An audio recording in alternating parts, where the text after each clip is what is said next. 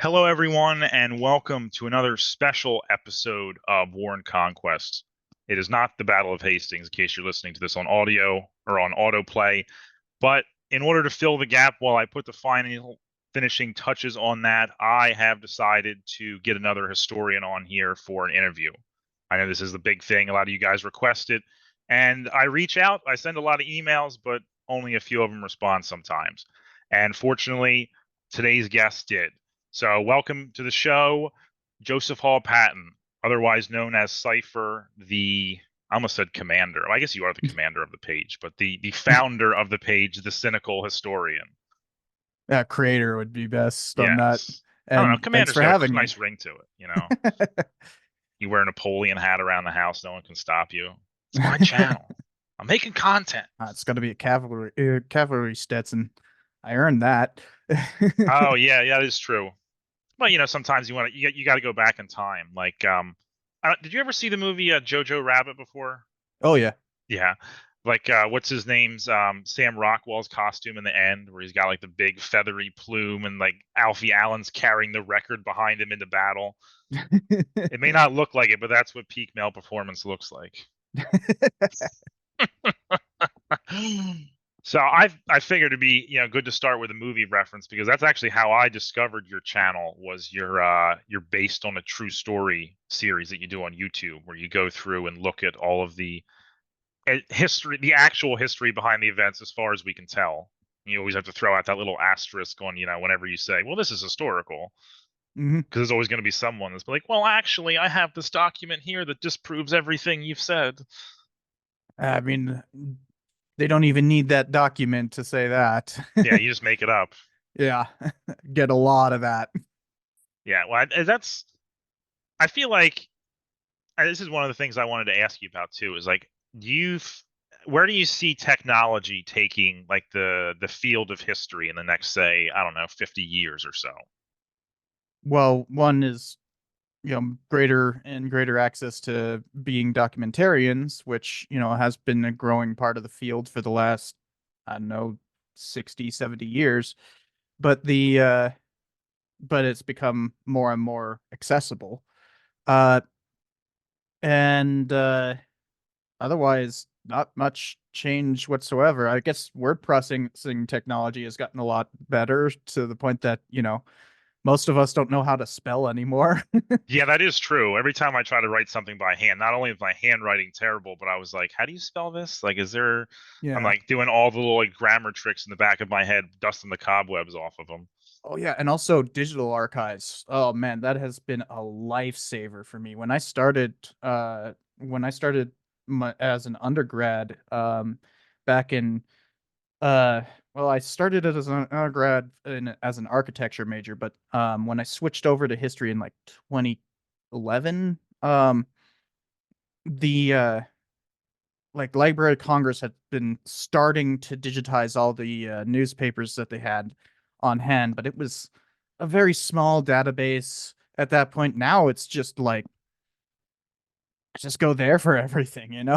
I feel like it's also something that like AI would help for, like especially like in archives, like where it's just like lists and tables and things. Like if you have like an AI scanner that can scan that, compile it, and then you can type in like give me all the documents that have like this certain ship or whatever character or something on there. I feel like AI would be a lot better at that than just like a regular archive would Well, be. it depends on what you mean by AI. In terms of, I don't remember what the acronym stands for, but it's called OCRing, as in like scanning for the text of a Hmm. document. And that the what's called Chronicling America, the Library of Congress's whole thing of newspapers.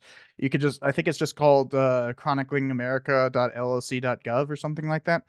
Um, and it's been OCR'd the entire time, and they've actually gone and updated that OCRing to the point that now I have one key term that I'm always looking up for my research, which is uh great excitement, which was kind of like a code phrase back in the 19th through early 20th century of like social violence. And I'll often just be like narrow it down to X decade, and Y state and show me every instance of the phrase great excitement in those newspapers. So just for those of you who don't know, like the old-fashioned way of doing this would be to buy a book known as a reader, which just has like a bunch of compiled things, and you have to sit there and manually like search through the index. Like, ooh, there is some like this character is mentioned here, and you find a bunch of like obscure, jumbled sources that all sort of happen around the same time period chronologically, Yeah. which can Or be just go off maddening. of what other historians have already done. Yeah. Like I the only person one of my chapters is on a group that were known as the Renegade Indians or Paiutes. Um and the only person who had ever published anything on it was, no joke, Harry Reid, the senator. And um but what he had done that was useful is find every instance of talking about one of them, Kehoe, uh, and in the Las Vegas Age, which was now digitized and I was able to go and find every single one of those ones that he references. Not really able to use his interpretation because one, it was ghost written, and two, he's kind of a putz. But um, but I was able to use his references and take all that and find every single instance in the Las Vegas Age and newspaper um, that had been digitized, and I now just have it as PDFs on my computer. Um, like what you would have had to do in ye olden times is either go into the physical archives where they have them giant books and and find that, or go through microfilm. And now with digitization, like microfilm is super easy to digitize. Like it annoys me to no end that there's still, like, in terms of the National Archives, there's still more in microfiche than there is digitized, and I do not know understand why they haven't gotten around to digitizing all of that. I would imagine with everything the government does, it's probably funding related.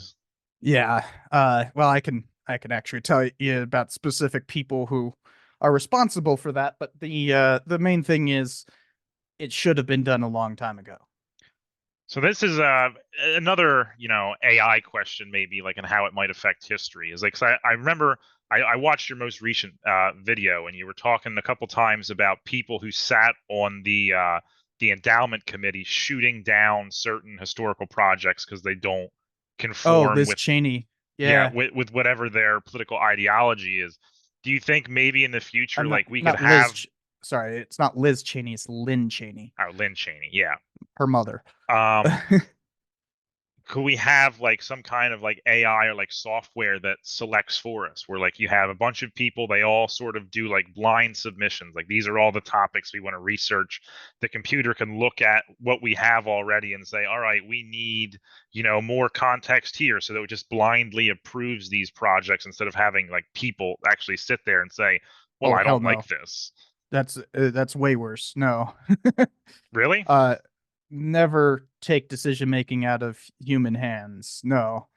The fact is the National Endowment for the Humanities, which is what you're referring to, is the most significant funding source in the history profession. Um and it it should be in human hands. Whether or not it's always going to be political no matter what, but like if you just shove it off to AI to say, like, which projects are more worthwhile than others, that's no longer, you know, a decision that uh, can be proven to work. Yeah, You that's know, true. I just sort of looked at it from the angle of having like an impartial observer like this choose AI different. isn't impartial. It has a Well, that's training true. set. Well, maybe down the road we'll have a better, because I mean, with the leaps and bounds in technologies these days, you never know what we actually can expect. There's there's so many things when it comes to this stuff where it's best to temper your hopes. And like, for instance, we often talk about like, oh, with all this like video stuff and podcasts and that we can now have like proper history from podcasters and YouTubers and that. And it's like, hold on. Like we've had television since the 1930s, and it's never come to replace uh proper history books. Nor will YouTube, nor will podcasting, nor will any of this other stuff.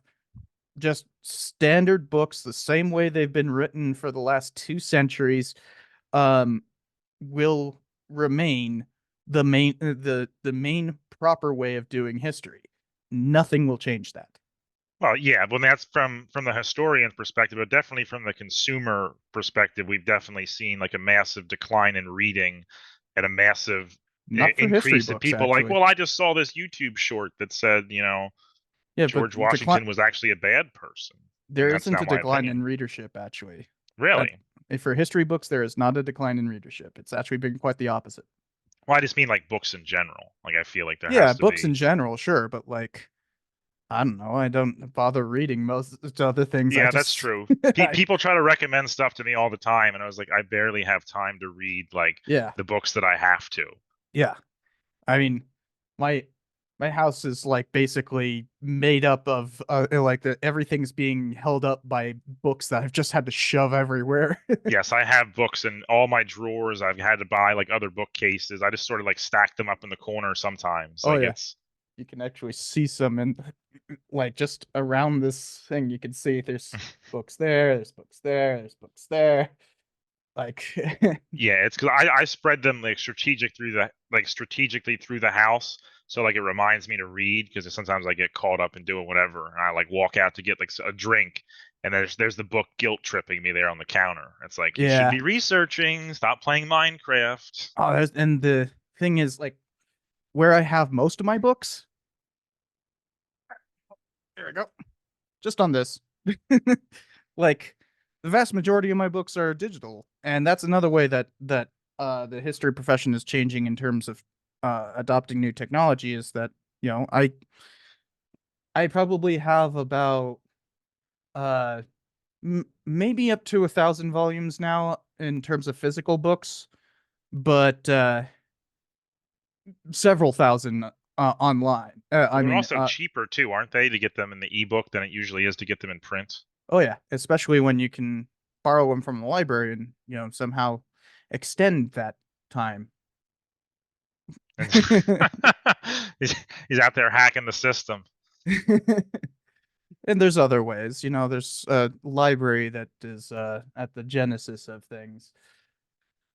So, well, I don't know why I never did. I just never got into ebooks. Like I'm a regular book and I do Audible all the time. I love Audible. Like when a historian has an audiobook, I'm over the moon. Hmm. Especially if they get someone like Derek Perkins or someone to narrate, because that man has the silkiest of historical narrator voices. There's a lot of historians who pick him up. I see his name, I'm like, yes, this is gonna be good. Yeah, I just had a like actually the book's right over here. Hold on. So James Tajani was my thesis advisor in for my master's, and he just finished a book and everything. And he sent me a copy, and uh, and I don't have the heart to tell him directly that I'm going to listen to it. It's great because like I'm an ADD kind of person. I'm always on the move. I'm always doing something. I'm driving somewhere. I'm like I work with my hands in construction. So I just pop an earbud in and I can blow through like a big amount of research at work or like doing other activities rather than me just like sitting in my bed or sitting at my table just reading, Yeah, which is sometimes more difficult for me to do. and I make it a point of getting out of the house every the class I'm teaching right now is asynchronous online, meaning I don't have to go to a classroom. I don't even have an office this semester.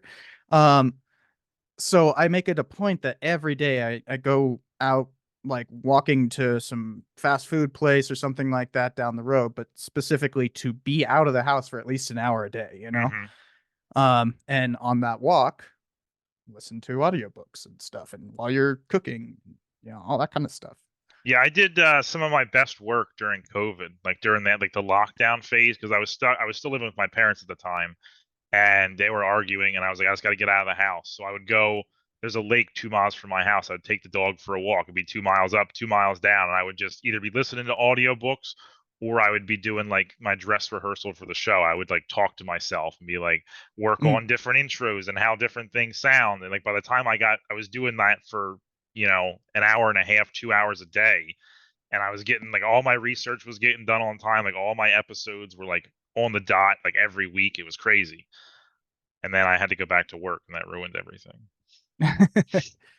I guess the thing that's been beneficial for like keeping up with my YouTube channel and everything is that I can bolster my scholarly work with YouTube stuff and vice versa. Hmm. I often turn things from my actual scholarly work into episodes or the other way around. It bounces off of from public to scholarly all the time. I mean, I have literal episodes that I intended just only for my own classes. Hmm. Like when the lockdowns happened, I made the World War II and Cold War lectures.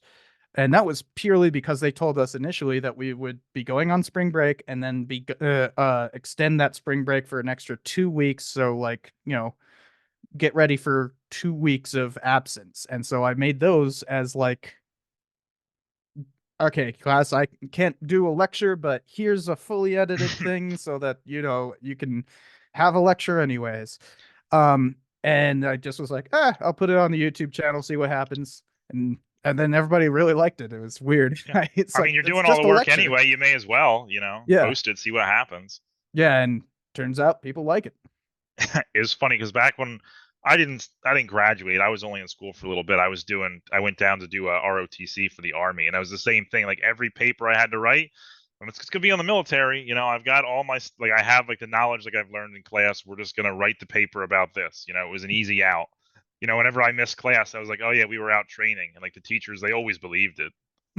They were like, I'd use that excuse once to like untime lock a test that I had missed, and like the rest of the semester, I didn't even ask him to do it. The professor just opened up all the other tests like for unlimited time. I was like, oh, this class became like 1,000% easier, and I didn't even have to do anything. I just told him, yeah, I missed this one test that was like worth 50 points or something like that, and he just made the rest of the class just breeze it's by for me. it's funny. I had a student who tried to use the army as an excuse uh in in my class during the pandemic and everything, and didn't like missed the midterm, which was right before spring break. That and this is all online, by the way. Um, and then didn't contact me for like 2.5 weeks about it. Um, and then tried to say that he missed it because he was deployed doing like COVID tests. Um, and I was like, oh, well, if you would like me to talk to your commander, this is clearly in breach of AR dash whatever, the Army regulation dash whatsoever. If you couldn't have done this, then I need to talk to your commander because this is actually something that can result in an Article 15 for that person. And he's just like, yeah, I just forgot. I guess he didn't realize that you had served in the military before. Yeah, no, he thought that you could get away with it. It's like, not on my watch. So that brings me to another question that I had. So were you like an actual like tanker, or were you just Yeah, stationed at a tank base? I was a tanker. Oh, so you were an actual tanker. So Yeah, how tanker. does I was a tanker for 3.5 years and a scout for 2.5. okay. So was that like the Bradleys then you were in, or were you in the other Well, when you were in we the didn't scout? have. What's weird is I switched to being a scout, and then literally, like 8 months later, we deployed to Afghanistan. So, uh, you know, didn't have Bradley's there. Ah, okay. um, and ended they kept on reassigning vehicles and everything. It was the whole switch over to being scouts was a mess. Apparently, the unit is back to being tankers again. Uh, Funny story. You know the YouTube channel, the Chieftain, Yeah, or I've under heard the of him. Chieftain's hat. He Yeah, does like tank stuff. yeah, he was my XO. Oh, really? Yeah, So I've recently I only gotten into recently. that like NAFO sphere. Like I got like in the Laser Pig and Oh Perrin yeah, and all of them. but I only recently found out because somebody commented like, "Wait, you were in the 11th and Nevada National Guard," and it's like, "Do you know this guy?" And it's like, I don't know. He's got an Irish accent. That sounds familiar. He's not yelling at you. You don't recognize it. Well, Exos barely do anything, anyways. Uh, so not Well, really not a. until, it's like the vice president. Once the commander goes down, then all of a sudden it's all on him. I suppose so. Yeah.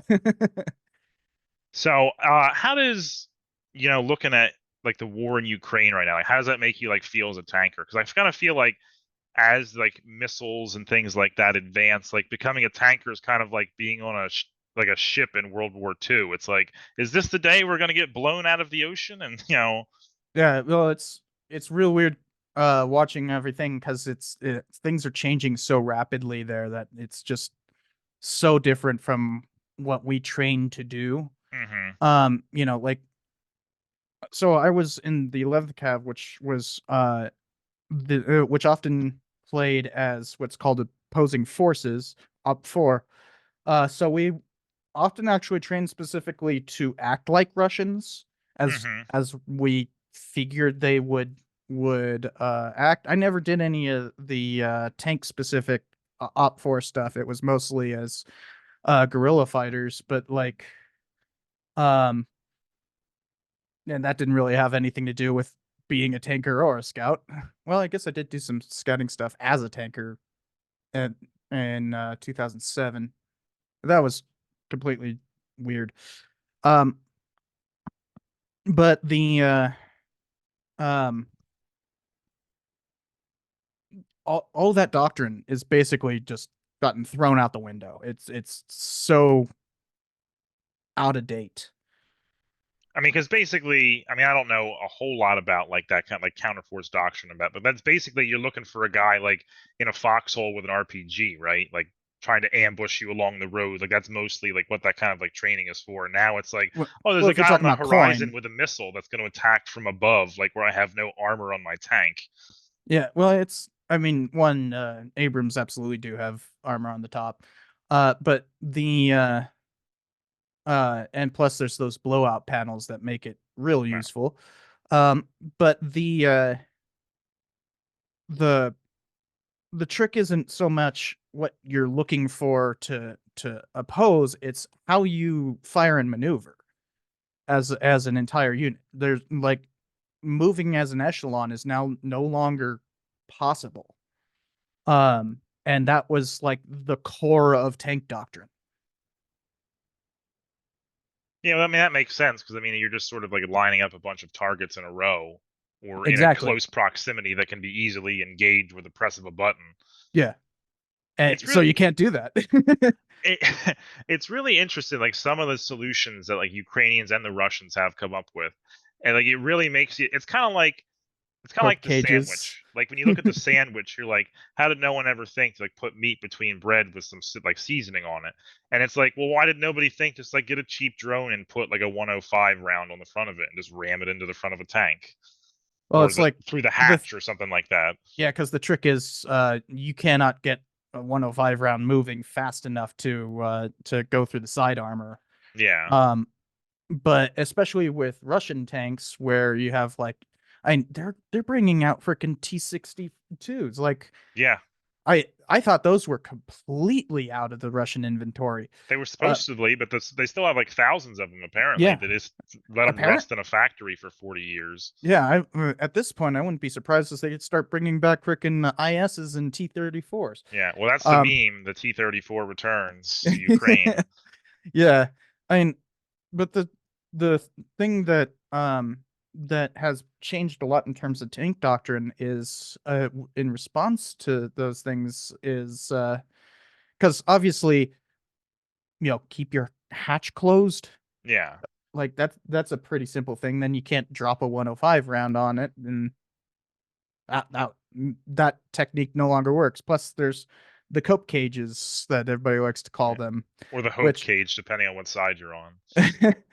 but like we had those, the striker, Hmm. um, the strikers got basically cope cages in Afghanistan, um, because it's standoff armor is what it's called. That you get a bit of a standoff that it will detonate the round before it hits the main part of the armor, and Hmm. since RPGs are set up specifically to like heat rounds where they have that high explosive anti tank round where it has a shaped charge of like copper or some sort of molten metal that Yeah, will, and like throws the metal into the tank through the hole yeah, it makes.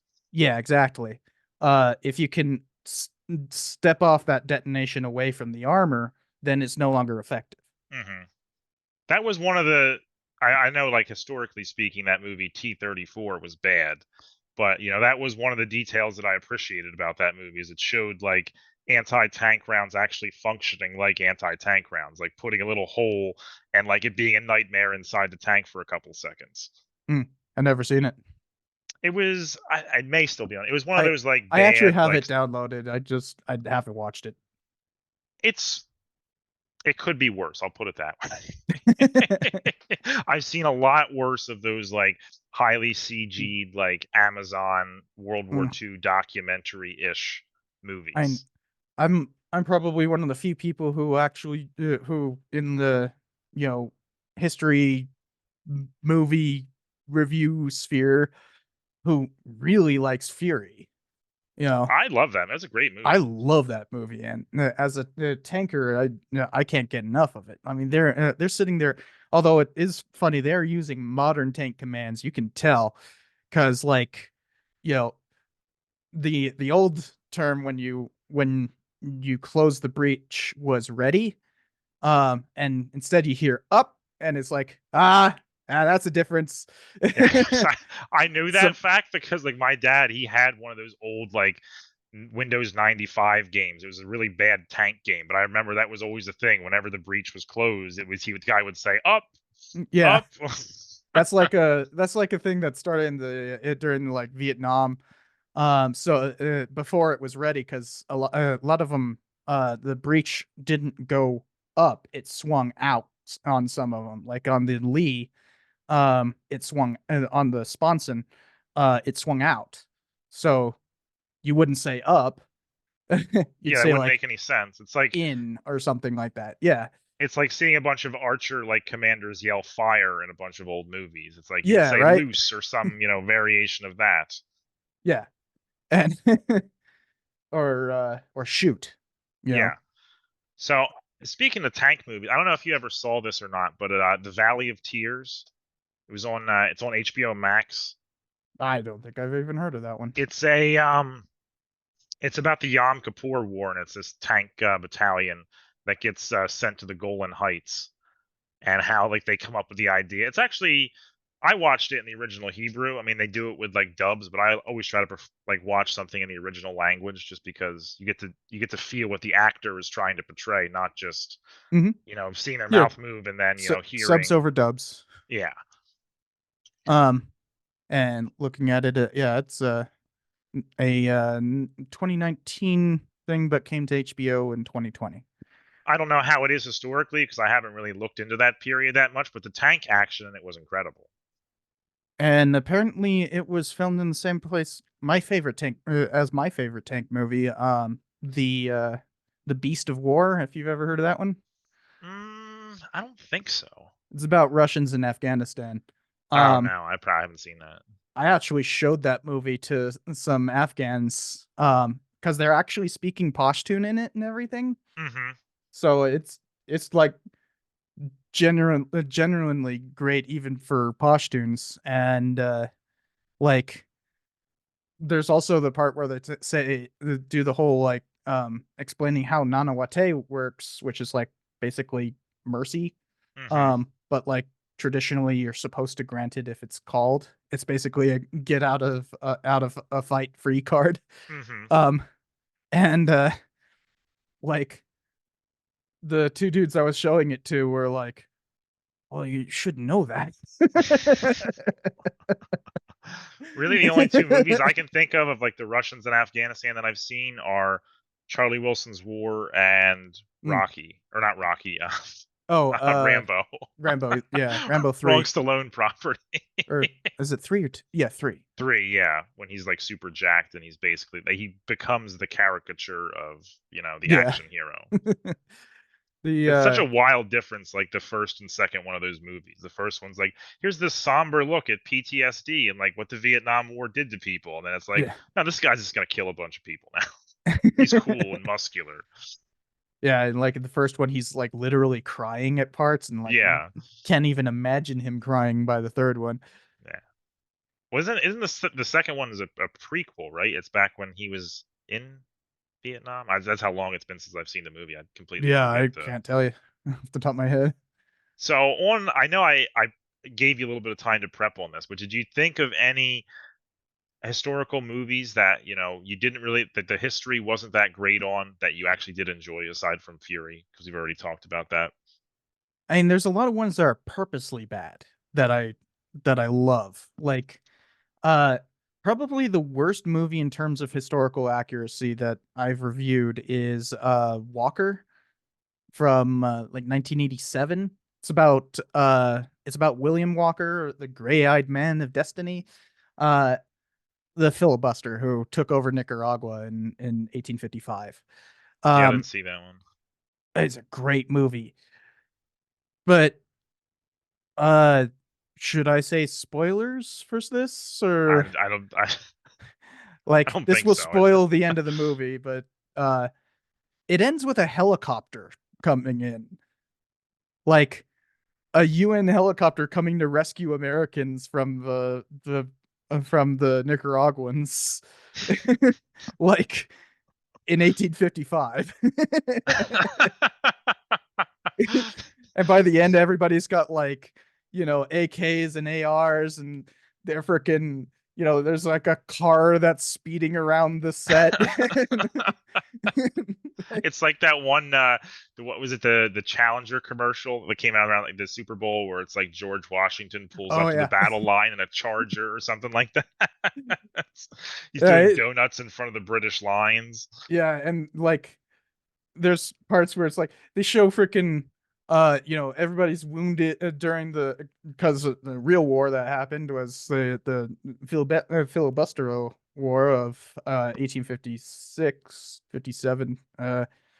Either way, he was in charge of Nicaragua for over a year, and then a bunch of other countries kind of allied with local Nicaraguan liberals to overthrow uh uh William Walker. Well, that's right And around. Well, that's the prelude to the Banana Wars, right? Because the Banana Wars are a couple oh, long decades later, before right? Banana Wars is early 20th century. Oh, I thought that was like 1860s, 1870s. I thought, like when No, it no. started. Uh, so like basically the thing that really kicked off the Banana Wars was the Spanish American War. Um, Oh, okay, yeah. So that's end of the century then. mhm.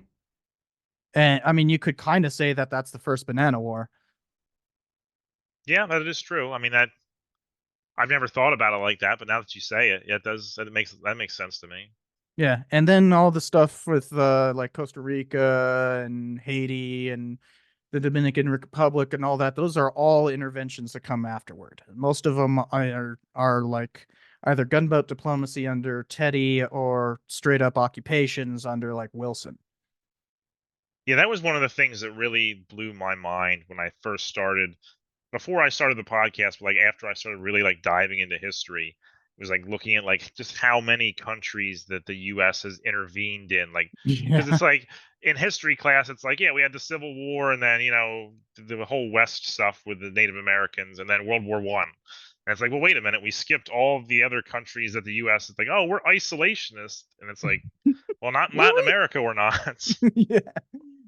Like there was a time that we were kind of isolationist and didn't really have many wars. Um that was from 1934 to 1941. And I wonder why that Yeah. was such a limited amount of warfare for during that time frame. Gee, I wonder. Yeah. That is, I try to stick to like ancient and medieval history, but my guilty pleasure is World War One. I don't like it. Just that and nuclear weapons, both of those just like draw me back in like a fly to the bug zapper every single time. It's just like every 4 or 5 months or so, I'll be like, all right, it's time to get obsessed about one of these things again for a while. Well, I started my history career looking at American Small Wars. Hmm. So like, you know, my favorite kind of thing to look at is, when I was studying warfare rather than social violence as I do now.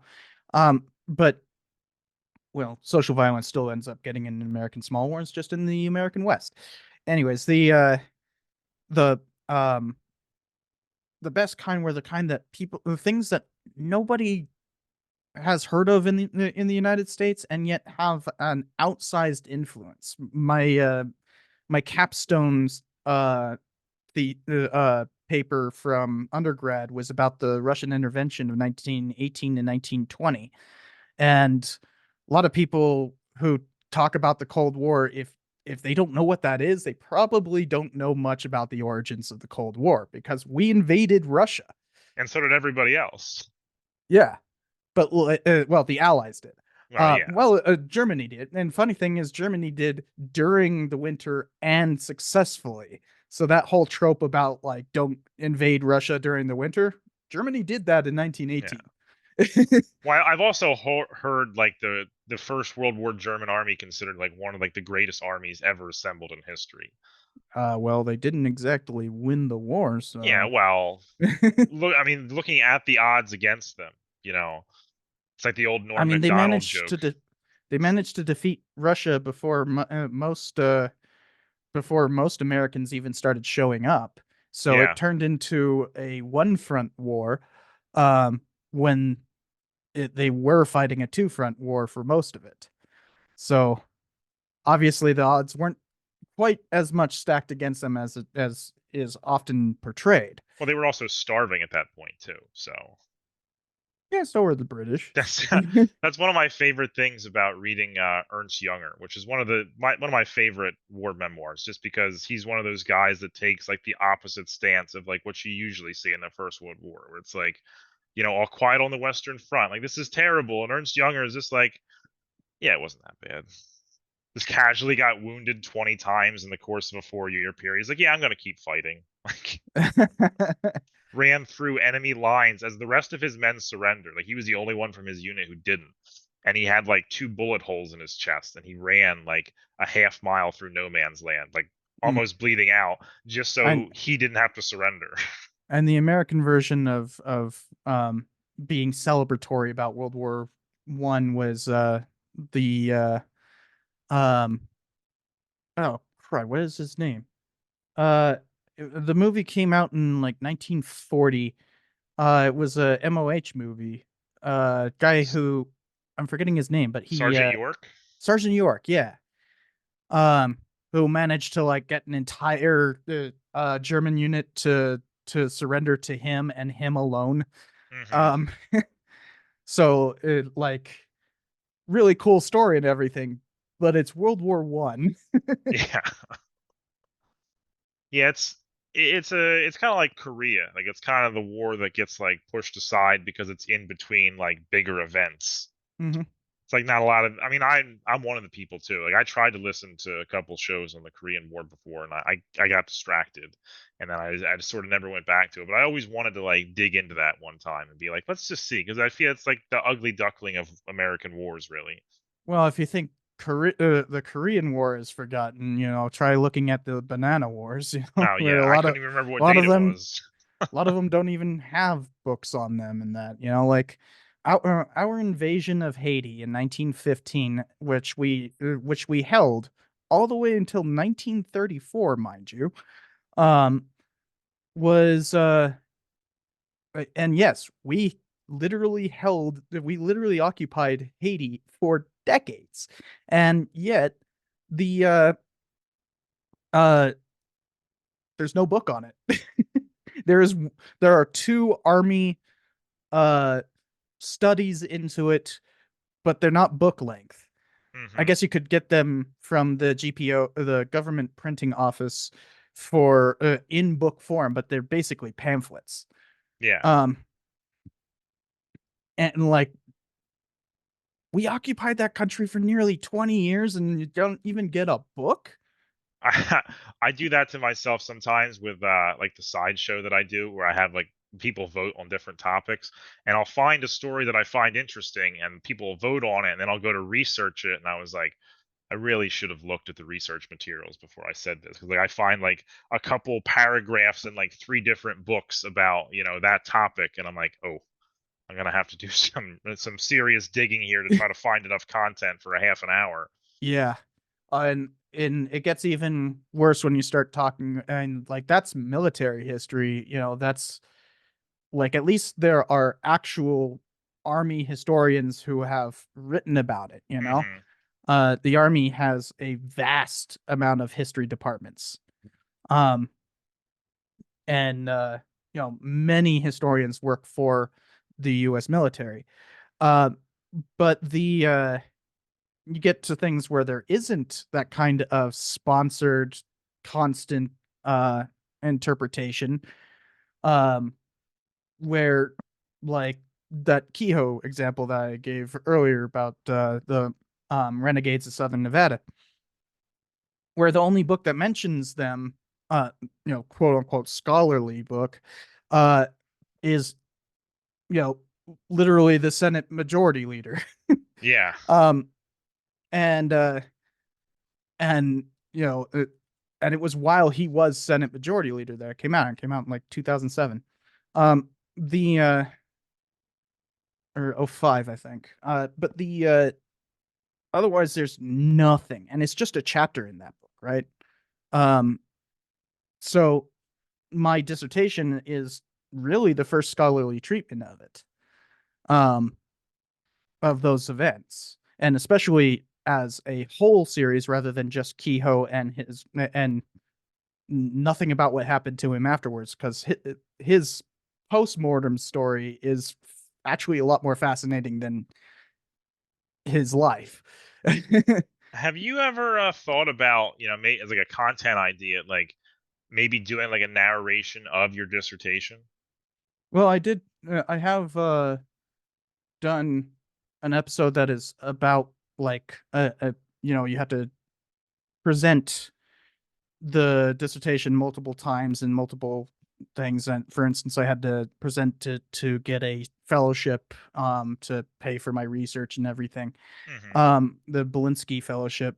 And so that required me to do a presentation on it. And I actually converted that into an episode. It's actually the pinned episode on my channel. Oh, If you is go, it? yeah, if you go to my channel, that's the first thing you'll see. Huh. Um, I must, cause I guess, because I usually do it from like the mobile app, is what I usually listen to on YouTube. So yeah, I guess it never shows up when I, the mobile version of channels, you don't really have much control over those, yeah. unfortunately. So it will just algorithmically choose what it wants you to see there. Um, but Yeah, because I don't. I'm looking at it right now, and I don't. What was the title for it? Did you just say like the? probably the Violent Incorporation of the Southwest or something Here, like I'll just that. share my screen with you real quick so you can see. Oh, it's showing the San Luis Obispo episode. Nice. Yeah, Yeah, that's so been up there. it's literally just the title of my dissertation. Great excitement, violent incorporation of the American Southwest. Um, there's no the. Oh, I also misspelled great. What? There Oh, you there go. it is, right there. Huh. I'll have to go check, because I read at least the introduction of your dissertation, and I saw that you Including do the historiography. well. I got like the actual, like, from the introduction, like when you started actually telling your story. Oh, that's a prologue. Yeah.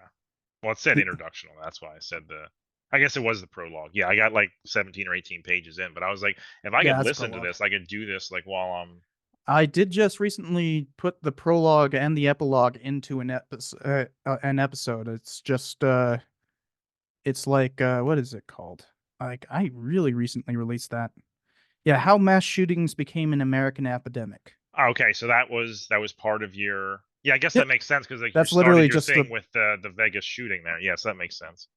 it's literally just the prologue and the epilogue. Like I even put a little joke in the middle of it where it's like, one dissertation later, and it's like showing the SpongeBob thing.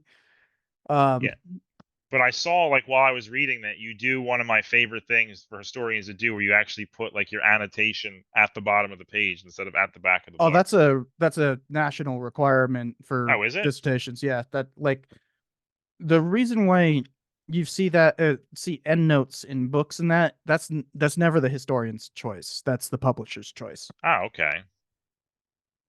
Because I know some books do it. Like it's usually the older ones that do. No, So I it's like mean, it makes it so much easier to read. I can see the number and I can get the detail real quick and then just like jump right back into the story and it makes the narrative flow so much better instead of having to flip all the way to the back. Which number was that again? And go yeah. back and forth. I mean, it depends. There's you'll find some books still being published that way. There's also some historians who are not willing to deal with publishers on that they just are like, no, you're going to publish it this way, or I'm going somewhere else. Yeah. Yeah, because I've talked to like several other people too about like audiobooks. Like I try to tell them, I was like, why don't you like you make your work like available on Audible? And they're like, well, that's the publisher. I was like, I didn't know the historian themselves like didn't have like control over that. I mean, it's all about how you negotiate your contract and everything, but Yeah, that's true. you know, oftentimes you're just happy to get published. Yeah, That's the main thing.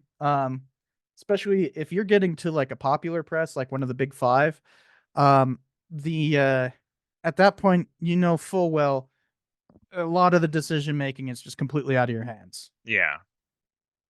Well, it's like because I've talked to other like historians too because I always try to ask them like what their passion projects are. And I'm like, well, why don't you write a book about it? And they're always like the same excuse. It's like, well, the publisher says no one cares about, X, Y, and Z, but if you're not writing a book about World War II or ancient Rome or like some other like big historical event, with a lot of publishers, it's hard to even get them to give you the time of day. Yeah, well, that's when you go to an academic press. Yeah. Um, Academic presses have a lot more leeway, and they also know that they are able to sell more niche history books and actually make a profit, which them making a profit at all is a huge win for them because Yeah. history books kind of carry academic presses. Like academic presses are obligated to print, all the topics that come in that their institution tries to represent, Hmm. but they know full well that they're not going to make any money on like an anthropology book or a sociology book or a freaking science book that isn't a textbook. Like they know that the only place that they're going to make money with is with history. So they're often eager to take really niche topics. Well, that gives me at least a little hope for society anyway. That we have, these things going on behind the scenes so we can have, a varied, historical discourse rather than just, well, you're not doing a book about Julius Caesar or Hitler or Alexander the Great. We don't Yeah, want you. it's just that's not like if you go to Barnes and Noble, for instance, you won't Terrible see history section. yeah, you won't see many books from academic presses. You'll basically only see books from the big five. Yeah. So like at that point, if you're not publishing through the big five, it's not going to hit a majority of Americans. Now is Penguin one of the big five, or was that Yes, like okay? Because I know they do a lot, especially like primary source books and too. They also, translate a oh, lot of. aren't they under Hatchet? I'm not entirely sure. I never really looked that closely at the. I think I have a couple on my shelf over here. Penguin. Here we go. Yeah, I We got. probably could Ooh, the grab one. Alexiad, a good one. Oh, it's Random House. Is it random? Yeah, Hmm. Yeah, because I knew that Random House was is a a big one. was acquired by Random House in wait, did they acquire it? Oh, they just merged with Random House in 2013. Oh, okay. Yeah, because Uh this one here still says published by Penguin Group. It doesn't have, it just says Penguin everything. It doesn't have any other. well, you wouldn't see the if you're looking at the copyright page, not the main title page, but the copyright page Yeah. where it says the publisher information. Like for instance, this is WW Norton that I've got right here, and well, Norton's a big five in and of itself. But normally where it says, like it'll say like Hatchet, part of WW Norton, or Yeah. Penguin, part of this group, or something like that. It'll say it on the copyright page. Yeah, that's where I'm at. This one was published in looks like 2009.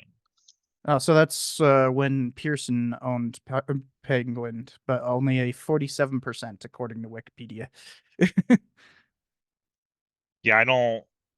I'm not because I'm not like actually publishing anything or thinking about publishing anything, so I never, really dug deep. The only time I really ever run into that side is when I'm interviewing people like you, and I'm Mm. learning all the dirty secrets of the publishing industry.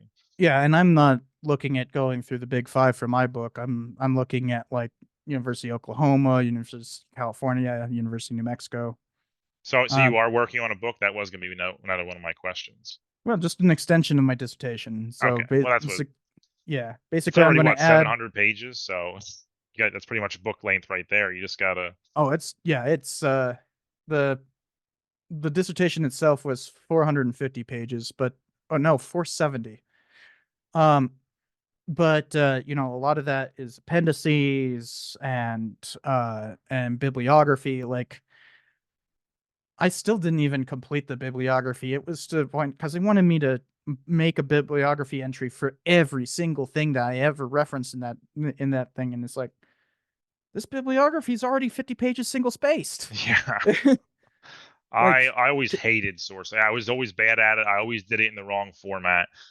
And that's one of the things I thought about, trying to write something, but I was like, do I really yeah. want to go through the effort of like trying to source like every single one of my.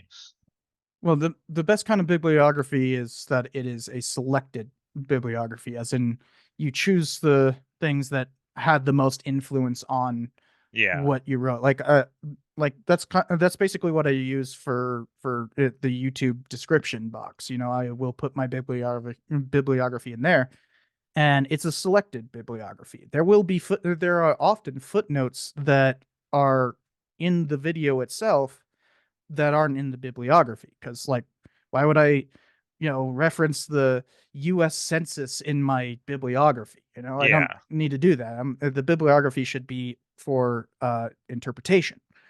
um and That's what I do with that. I'll put footnotes in the video itself. You could just pause the video and look at the footnote. um or and it's a proper footnote, not the way like some YouTubers do it, where it's just like the name of the author and like a page number. It's Yeah.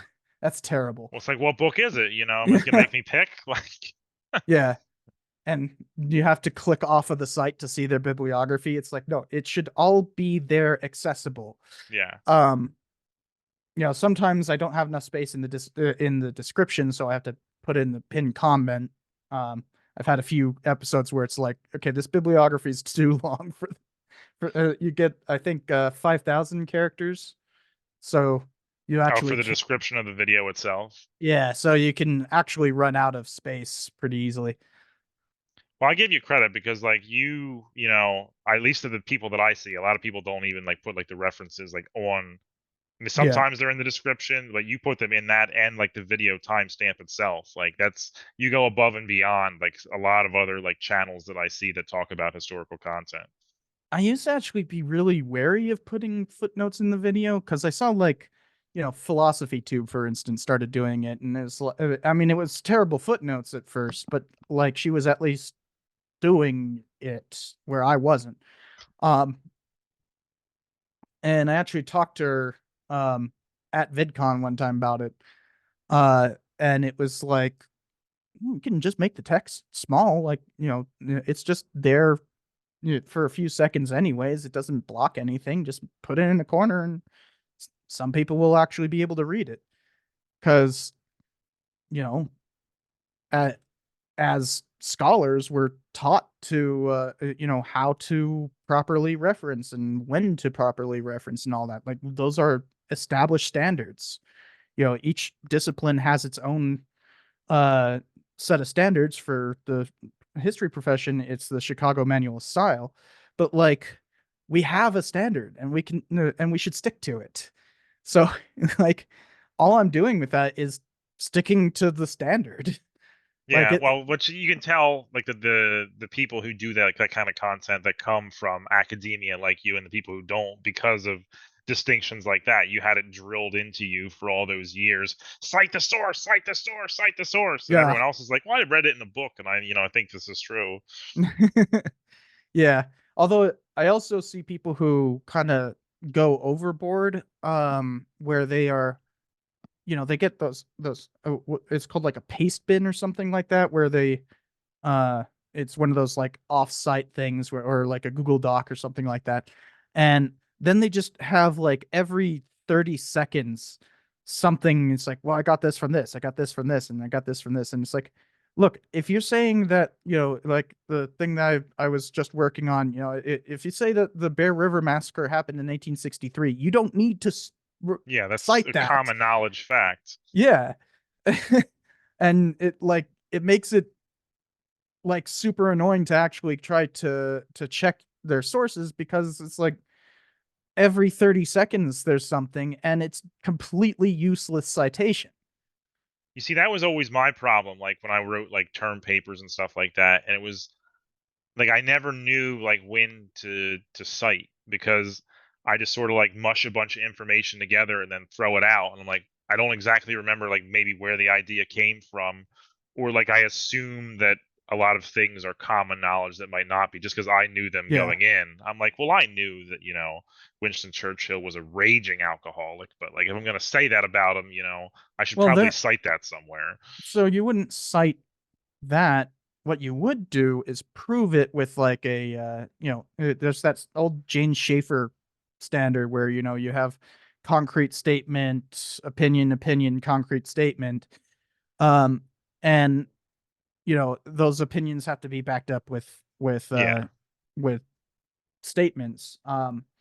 You know that's if you want to prove it. You don't really need to prove that Churchill was a raging alcoholic. But for instance, you could cite somebody talking about how much he actually drank, because it was a lot. Yeah. I I, did I a forget the exact numbers, but like wasn't he had like a bottle of brandy like before breakfast? Yeah, Like that it was his was just wake up, like rise and ridiculous. shine down the hatch. Yeah, I admit I did a review of what's it called Darkest Hour.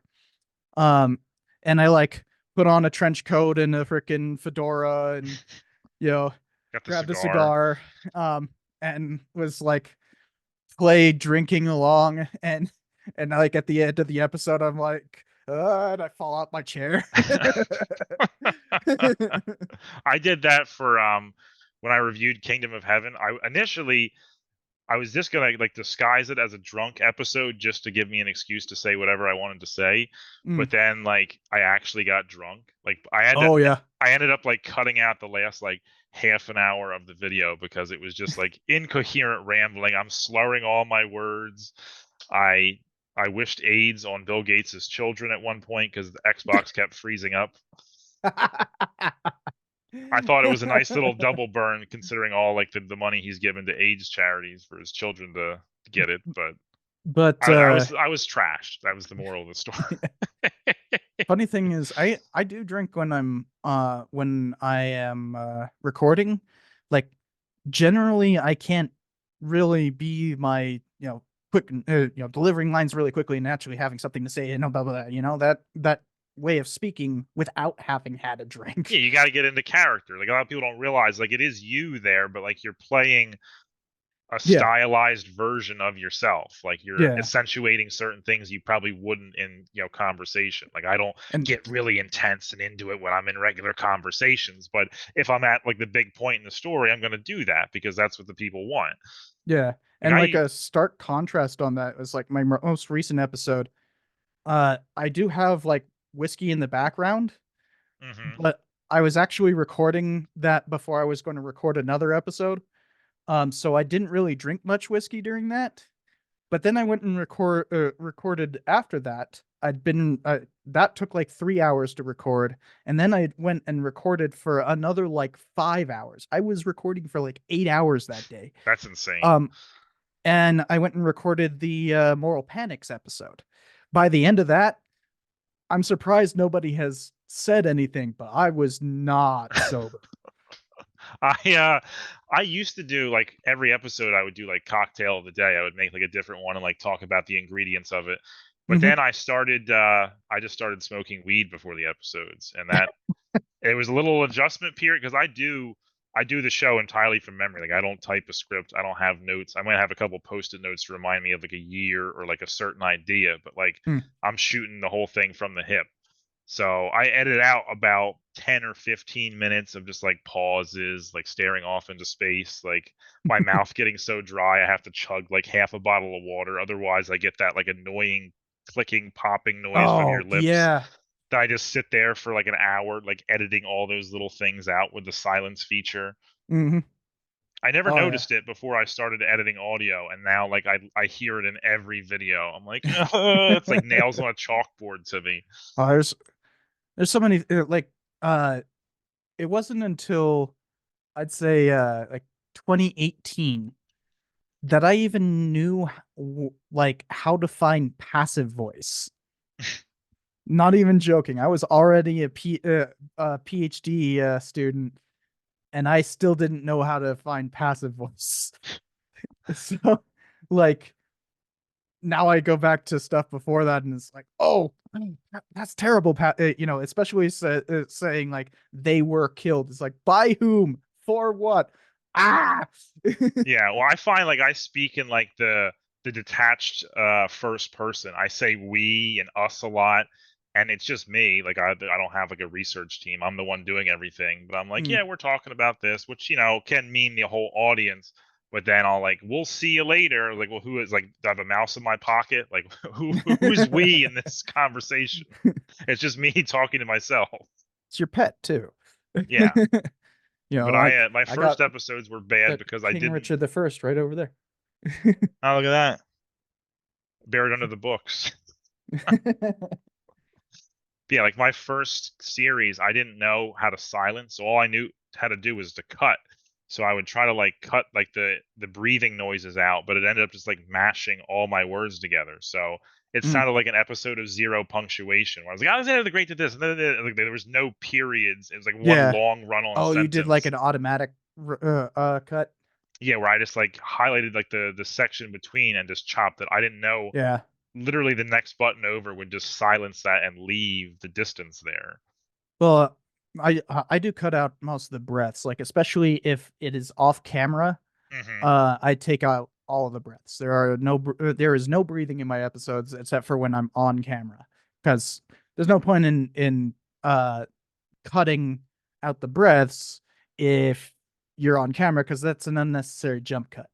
I found this incredible feature on Audacity called the Waveform DB. It changes the style of the waveform, and it allows you to like see those tiny things that you can't see in a regular thing. So you can like attack those, like those breaths show up like red flags all of a sudden. So I can just go back and zoom in Oh, enough and just silence them out manually. I've been doing this so long, I know exactly what a breath looks like in the waveform. Yeah. It's like that one scene in the Matrix, like, you see numbers, but I see the blonde and the red dress. Like Yeah, I can tell what different words are, like the and but all have distinctive waveform yeah. patterns. And it's like when I'm having trouble delivering a line and I'll end up doing it like two or three times, I could see that I did that multiple times. So it's just like, Hmm. oh, I'll skip all the way to the last one. You write that like the fifth time, you can just like visibly hear the frustration in your voice when you're doing. So it's like this random like angry sentence in the middle of the thing, but that was the only one where you said it properly. I Yeah, that luckily happens to have me all the time. luckily I have I've been doing this long enough to know not to do that, but like every once in a while I'll accidentally like include a tongue twister by accident, like completely by accident. Then Hmm. like oftentimes I'll discover new tongue twisters just because that's how I wrote it, and then like suddenly it's just like, oh wow, this is really freaking hard to say. Um and like I remember I included it in like the outtakes where I was just sitting there, or like I don't remember what it was, but I was sitting there screwing you up on it, and I put on a little thing on the screen saying like you try to say it 5 times fast, and I had a bunch of comments just going like, I didn't think that was hard until I tried it.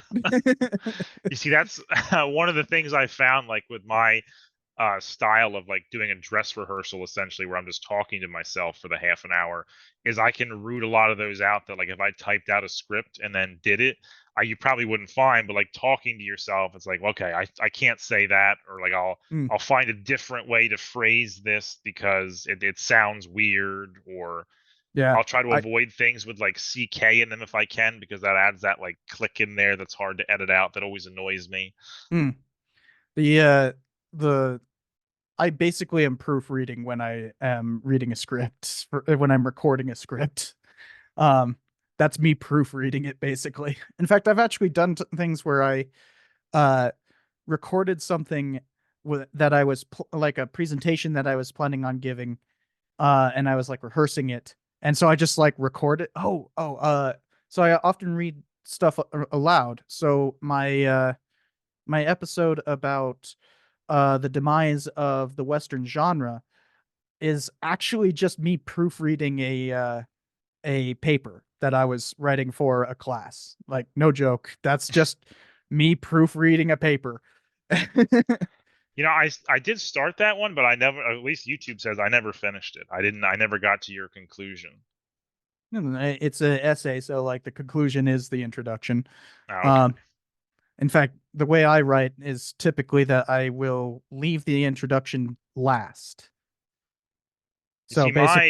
I don't know how this aligns with your theory. As I said, I didn't hear the whole thing, but in my opinion, it was the movie Unforgiven that killed the Western. That's long after the Western genre was already dead. Well, I mean, there were still movies being made, but like you see, like after Unforgiven, there's like Yeah, a there are 10-year period. no between Unforgiven and Dances with Wolves is like 3 years. Really? Isn't that 1991?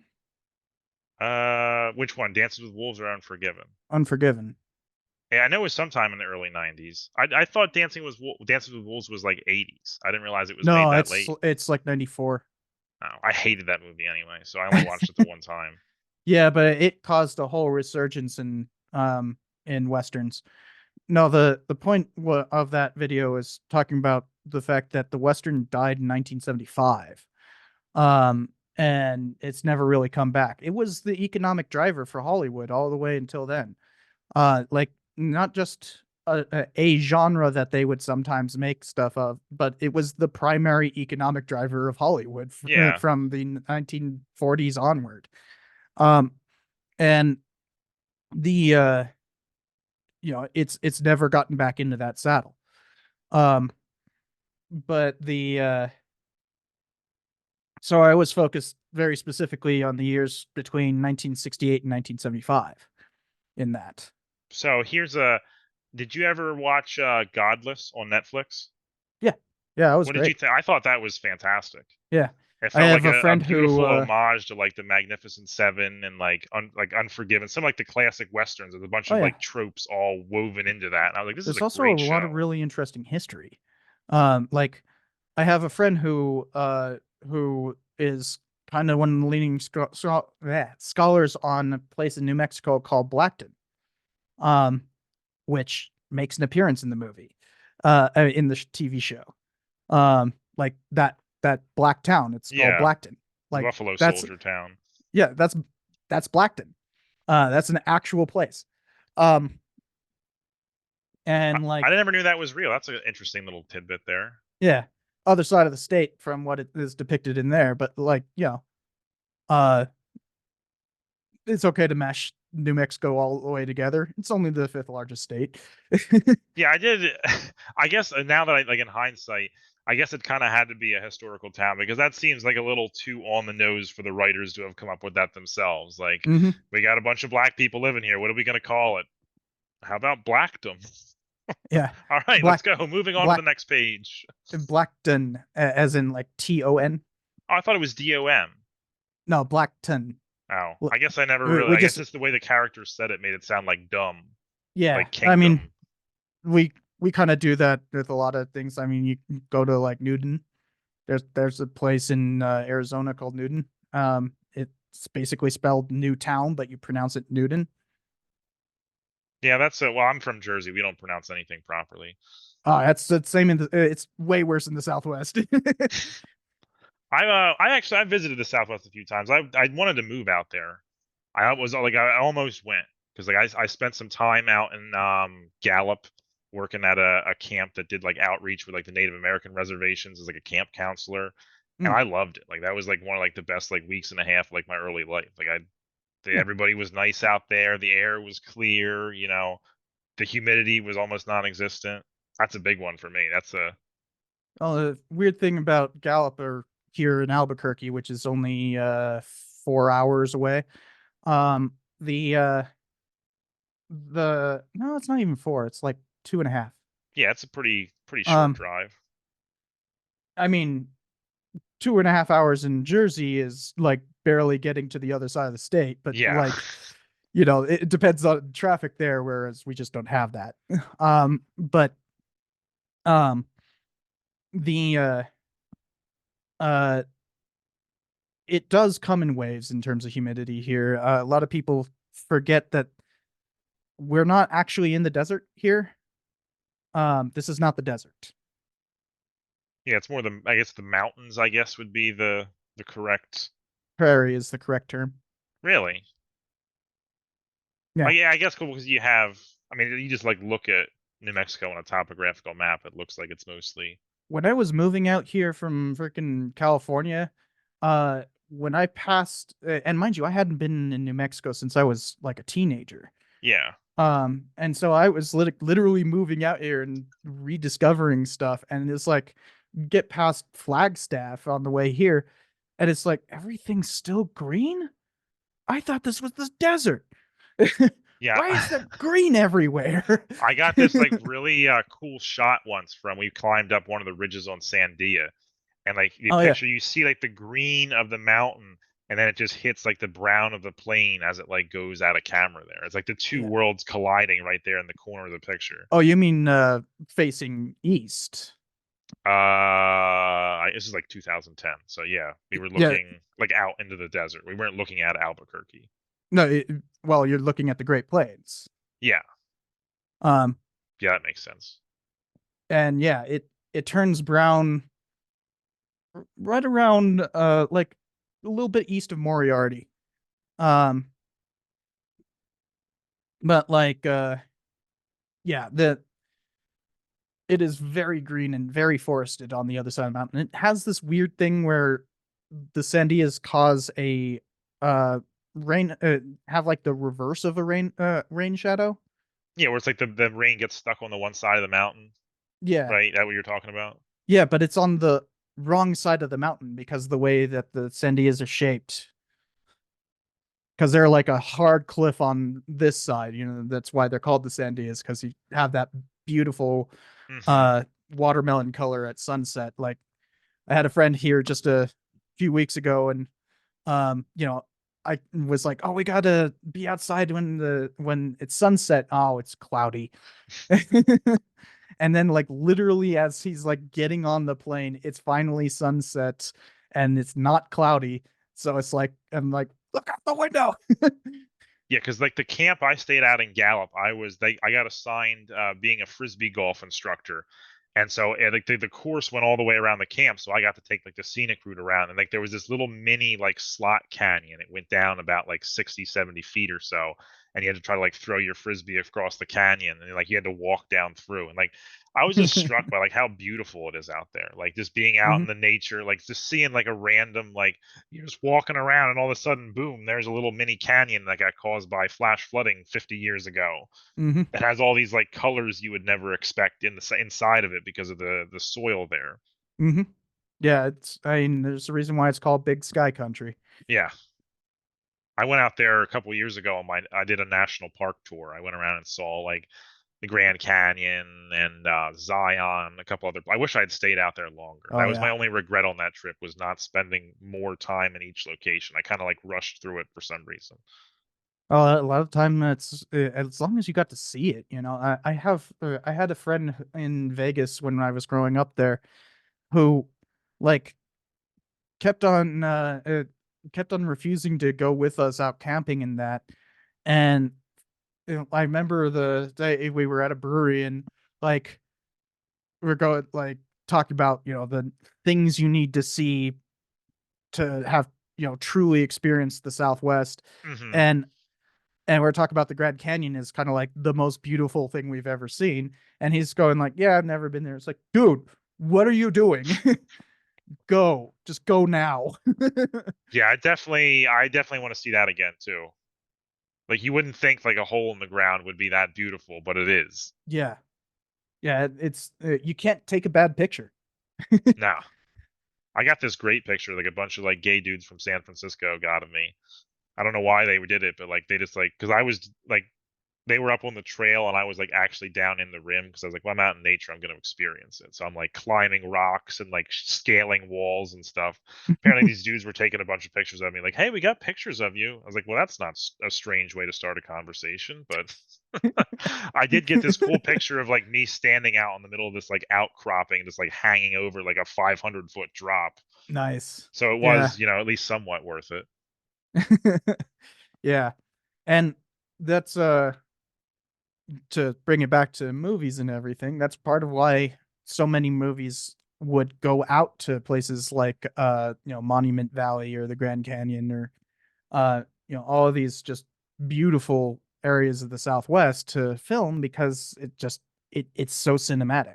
Yeah, I mean, there's a reason that the riding to the music montage is like a Western staple. It's like in almost every single movie you see. Yeah. There's no one's talking. We're just enjoying the scenery while we have some nice music playing in the background. Hmm. And like, but there's a purpose to that as well. It's not just, you know, ooh, this is pretty, but it's also trying to talk about, you know, man conquering nature kind of thing. Yeah, and also to show Um, the passage of time too, so you can appreciate like the length of the journey. mhm. Yeah, especially when you travel out here, it's like it's always kind of amazing when for the longest time I just didn't have air conditioning. Um, like in my Jeep, and of course not on my motorcycle. Duh. Yeah, but, but like when you have to deal with that kind of heat, um, the you know, in the city, whatever, that's fine. It's a short trip. Um, and in the city, if it's in the Jeep, then I just have the doors off and the bikini top on. But you can't do that on you know, going from where I was going to get my master's at in San Luis Obispo and going back and forth between San Luis Obispo and Las Vegas. That's like a 6 to 7 hour ride. And if you're doing that in the summer, it's like I would often just wait until like midnight to start the trip. because it was just so hot out there, you didn't want to be like burnt Yeah. to a crisp by the time you got back to your destination. Yeah. Also, sometimes it was, you know, just traffic. Uh, Yeah, that but makes like, sense too. but especially like if it was in the middle of the summer, I didn't really have a choice. And because otherwise I would just be sitting there burning up in the sun. And it makes you really appreciate what like a lot of explorers and that were doing and all the pioneers that came through, what they had to deal with because a lot of them were dealing with that exact same heat, that exact same desert, and having to be in it day in and day out without, you know, the possibility of stopping at a truck stop and, Yeah. you know, cooling down. At least they didn't have traffic though, so they had at least one thing going for them. Well, actually, there I could tell you stories about in Cajon Pass would have traffic jams in the 1850s. Of course, the only other traffic you really see though would be, the Navajo coming out to get you off their land. Well, that's not Navajo area, but Oh, I thought we were talking about New Cajon Mexico. Cajon Pass is in California. Oh, It's oh, okay. it's I one of thought the we were. passes going into the LA basin. Um, but it's kind of the end of what was known as the Old Spanish Trail, which is neither old Spanish nor even much of a trail. This is great um, marketing. yeah, I don't know who came up with that, but like it was never Spanish. Like it was started in 1826. Spain was gone. um, but you know, from then on, there were regular trips between New Mexico and California. Um, Sometimes just raiders going and grabbing Paiutes on the way there to sell in the slave markets here, or freaking, just grabbing a bunch of horses in California and taking them back here. Sometimes legally, most of the time not. Yeah. Um, and and that was how the old Spanish Trail functioned for decades. But by the gold rush, in 1849, uh, by the 1850s, you have just tons of people piling in to the point that you would get like straight up traffic jams in Cajon Pass, which, if you know the area, before the highway came through and before the railroad came through, it was not exactly an easy pass. And so there would be people like crashing into each other with these heavily loaded up wagons in the 1850s. Yeah, it's weird to think of like the image of a bunch of people like in horses like sitting in traffic because like you never we never really see horses like that many horse-drawn wagons in a Well, row. Like even if you go oftentimes to it would like be oxen. Lancaster, you can see, a single buggy going up and down the road, but you don't see like 100 of them unless they're having like an Amish parade or something like that. Yeah. Well, I mean, Cajon Pass has still got traffic problems today, but Yeah, well, that's uh LA for you. yeah. But the but that it was part of the problem of the gold rush was that there was just so many people coming across. California in 1845 had roughly a population of, give or take, uh 25,000. Yeah, about 25,000, and that's including all the natives. In terms of the Hispanic slash extranjero population, as in, like, about one third of the Californios were actually like Americans or British or something like that, not from Mexico. But of that population, it was about 10,000. Uh, by 1850, just 2 years later, it's like over 100,000. That's insane. We're talking population growth on a scale that we have never seen in American history before or since. And it was probably be a population growth that would have been impossible like until that point in history. Because like by that point you start having like the industrial processes and like the ability to like put up cheap like easy buildings to like throw together like Well, the before that building time period in material, history you really buildings, not so much, but one thing that was a huge factor was less the land travel and more the ocean travel, which, you had steamers at that point, and kind of the yeah. first time that you could have mass transport with steamers. Um, because the rear paddle wheel stuff not really good for ocean going. Center paddle wheel barely functional, but by the time you start getting actual propeller stuff in the late 1840s and mid 1850s is where you really see it blow up, is when you start having this gold rush. um so there's a lot of people, most of the people came to California by sea, not by land. Interesting. I wouldn't. I mean, I remember hearing something about that. Like they were going like the Cape Horn. trip, and that was like one of the Well, things that like spurred the Panama Canal's construction. Like everybody kept yeah. trying to build it because like let's cut this distance in half. Well, most of them were not sailing around the Horn. What they would do is that they'd sail down from the East Coast to like Nicaragua or what is Panama today, and then transit the peninsula through just a team a wagon team, or by 1855 you have the first transcontinental railroad. Everybody seems to forget that, but like the first transcontinental railroad ever was in 1855 Nicaragua. It was built by little known figure named Vanderbilt. Yeah, um and Yeah, funny thing, to draw it back to the movie stuff. William Walker, when he took over Nicaragua, um, he ran one thing that is definitively incorrect about that movie that is kind of annoying is that they make Vanderbilt into like somebody who supported William Walker rather than him actually funding Costa Rica to go after him. Like, that's a bit of an oopsie in the historical research department. yeah, that's one of those. I mean, they just kind of wanted to, you know, show a tycoon being his funder and everything. It's like, no, he did this on his own. Um, that's kind of the wackiness of filibusters, is that they just went and tried to conquer places on their own. Like that's the whole point of a filibuster.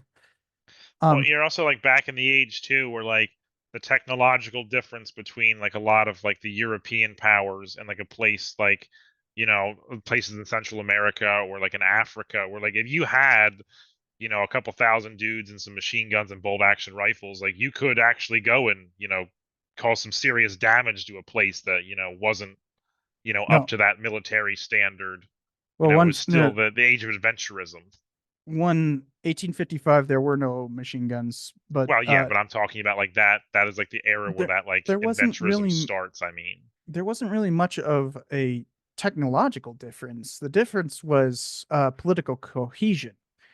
A lot of the time, filibusters would come in with the pretense of aiding a one political faction over another.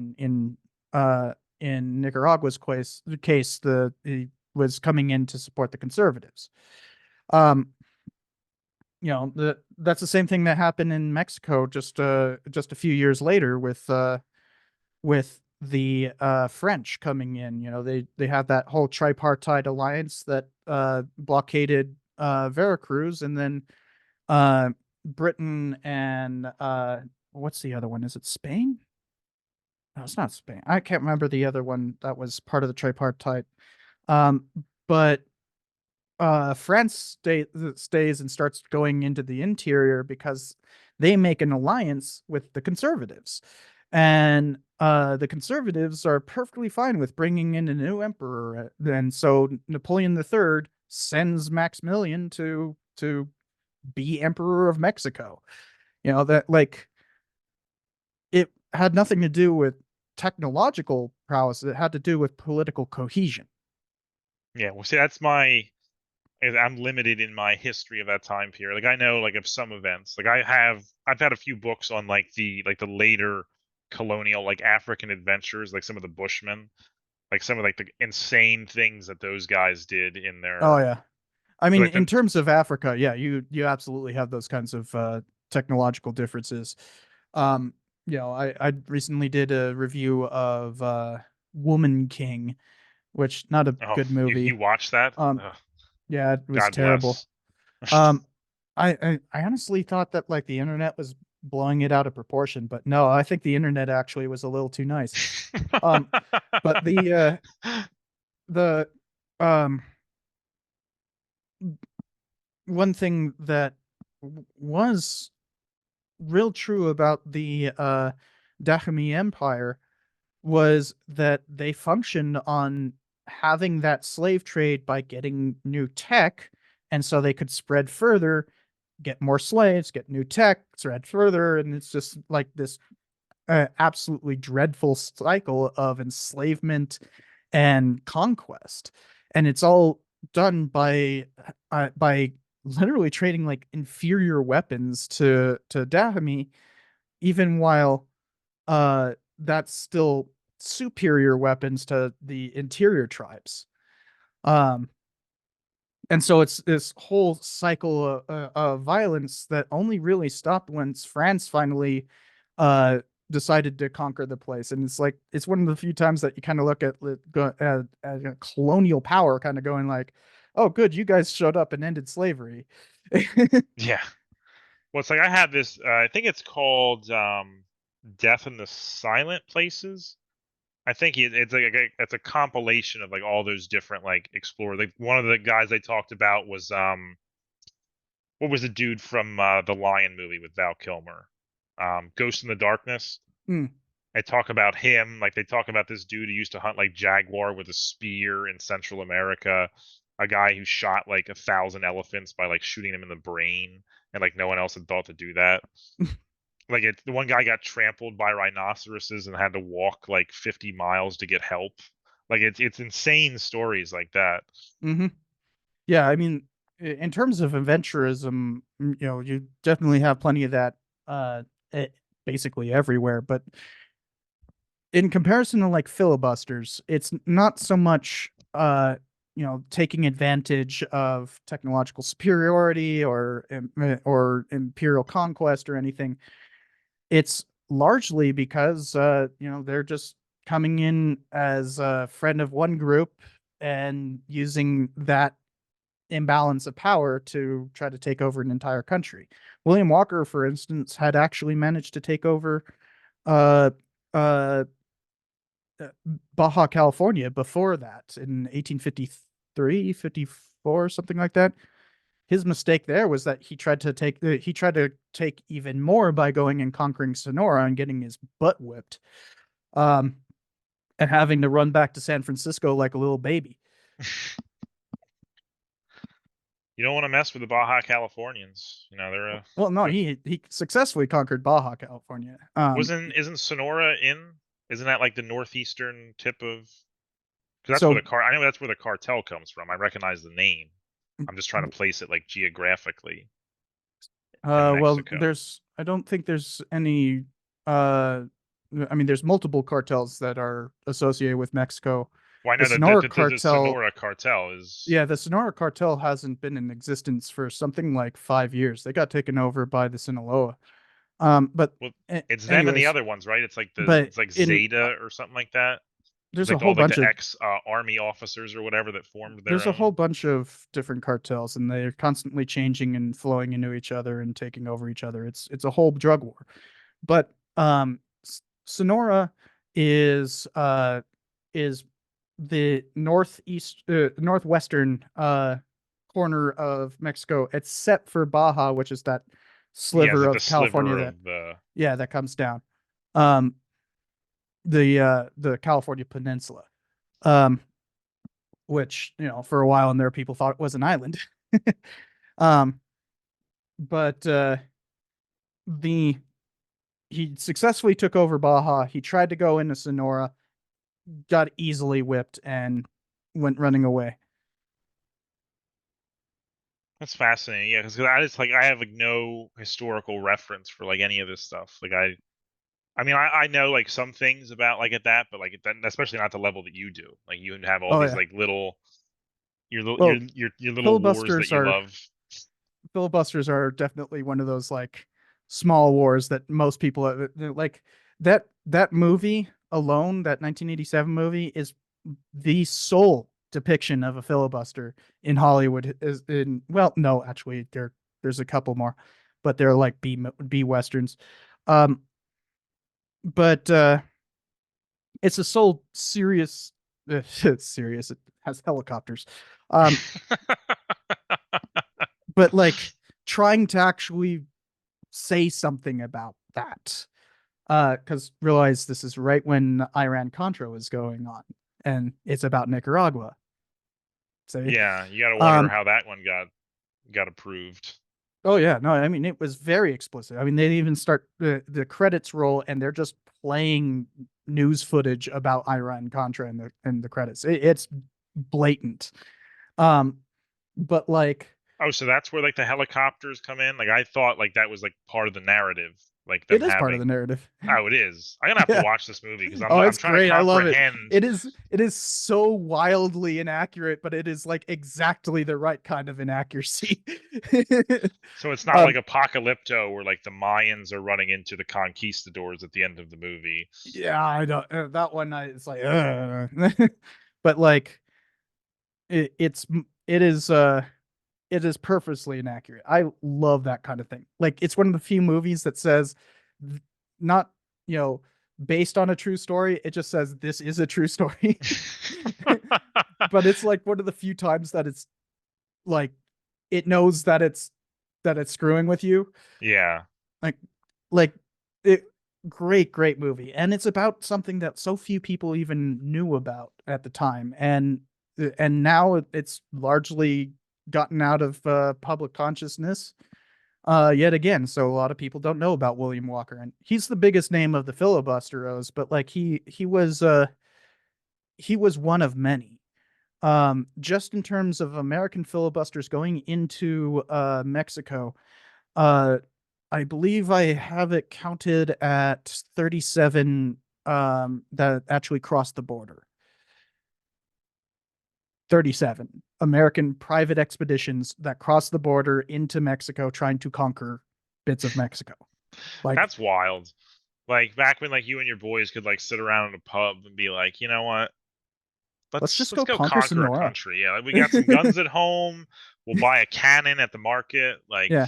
Although there's a lot of ones that get unfairly like I actually uh did this once in the paper that I called the crab massacre them I called them filibusters, and turns out that's just not accurate at all. Like that was propaganda uh to describe them as filibusters even though they were invited and massacred specifically for their equipment. Like it was not a fair fight whatsoever, and it wasn't intended to be. Like they weren't there to fight. yeah. Well, it's like oh, why can't I think of the guy's name right now? Carl Marlantis said, you know, I don't believe in pulling punches in a fight to the death. You know, it's all Mhm. about cheating when it comes to fighting people. Yeah, but this wasn't like they didn't know that they would be fighting to the death. Oh, That's the they just problem. showed up. Well, they showed up, and originally they were going to what's called Gastonia, or the area of the Gadsden Purchase. Um, it had just recently been purchased and everything. The whole idea of that purchase was like to end filibusters for a little bit at least. Um, and the uh the guy who was in charge of Sonora had just invited them in and then really wanted their guns. Hmm.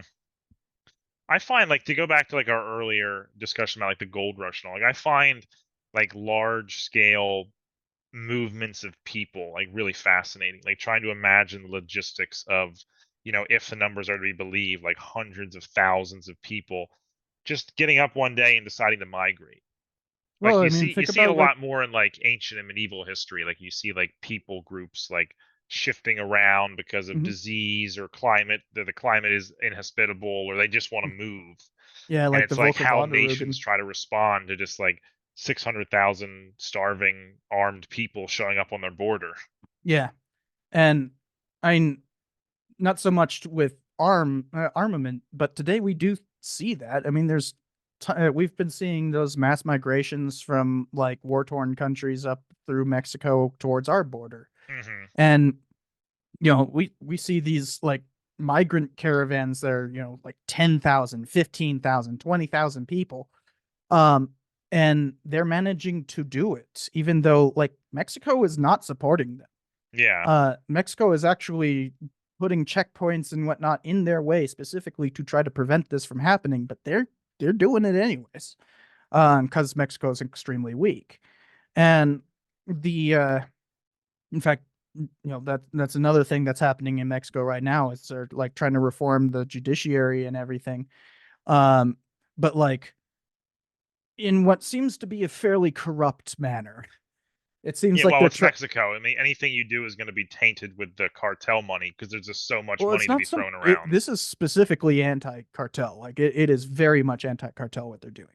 But the problem is, it seems that they're trying. The Liberal Party is trying to institute themselves as a basically a one-party state. Like Mexico was basically a one-party state from from 1920 all the way until 2008.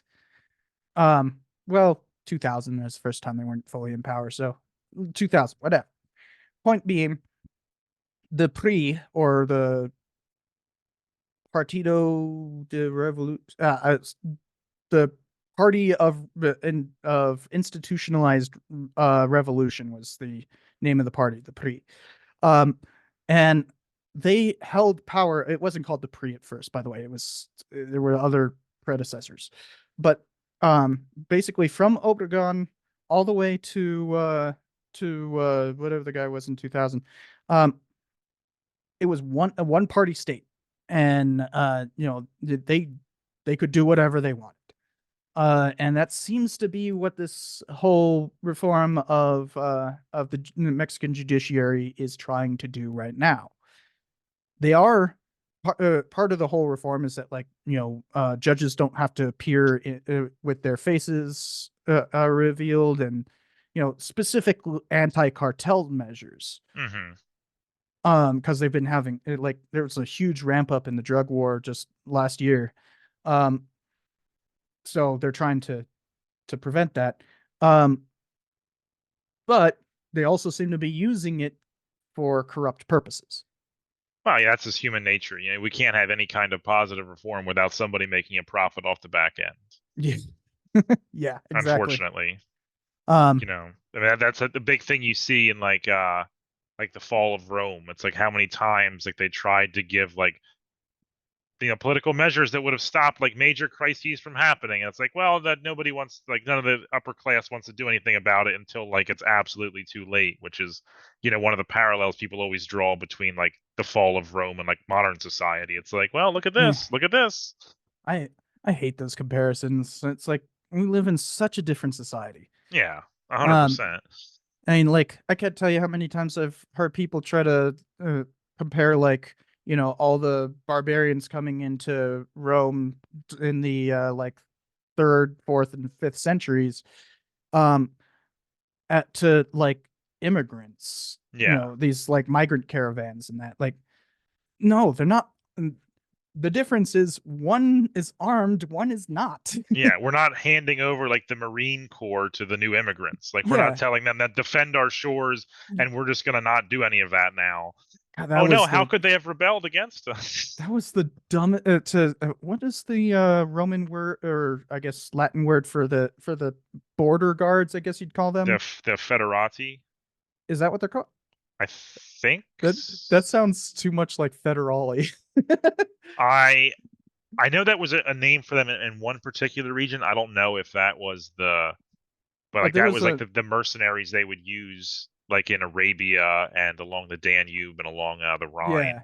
Yeah, yeah, like along the limes. Hmm. um and you know handing that over to the very people that they're supposed to be guarding against, that was a stupid Yeah, decision. especially when they're unassimilated, where they're still living in their like. It's one thing if they moved here a few generations ago, and it's like, all Yeah. right, you're a citizen now, come join the military. It's like, oh, you just got here, you don't speak our language, you don't follow our customs, but you will take our gold. Why don't you, do all of our fighting for us?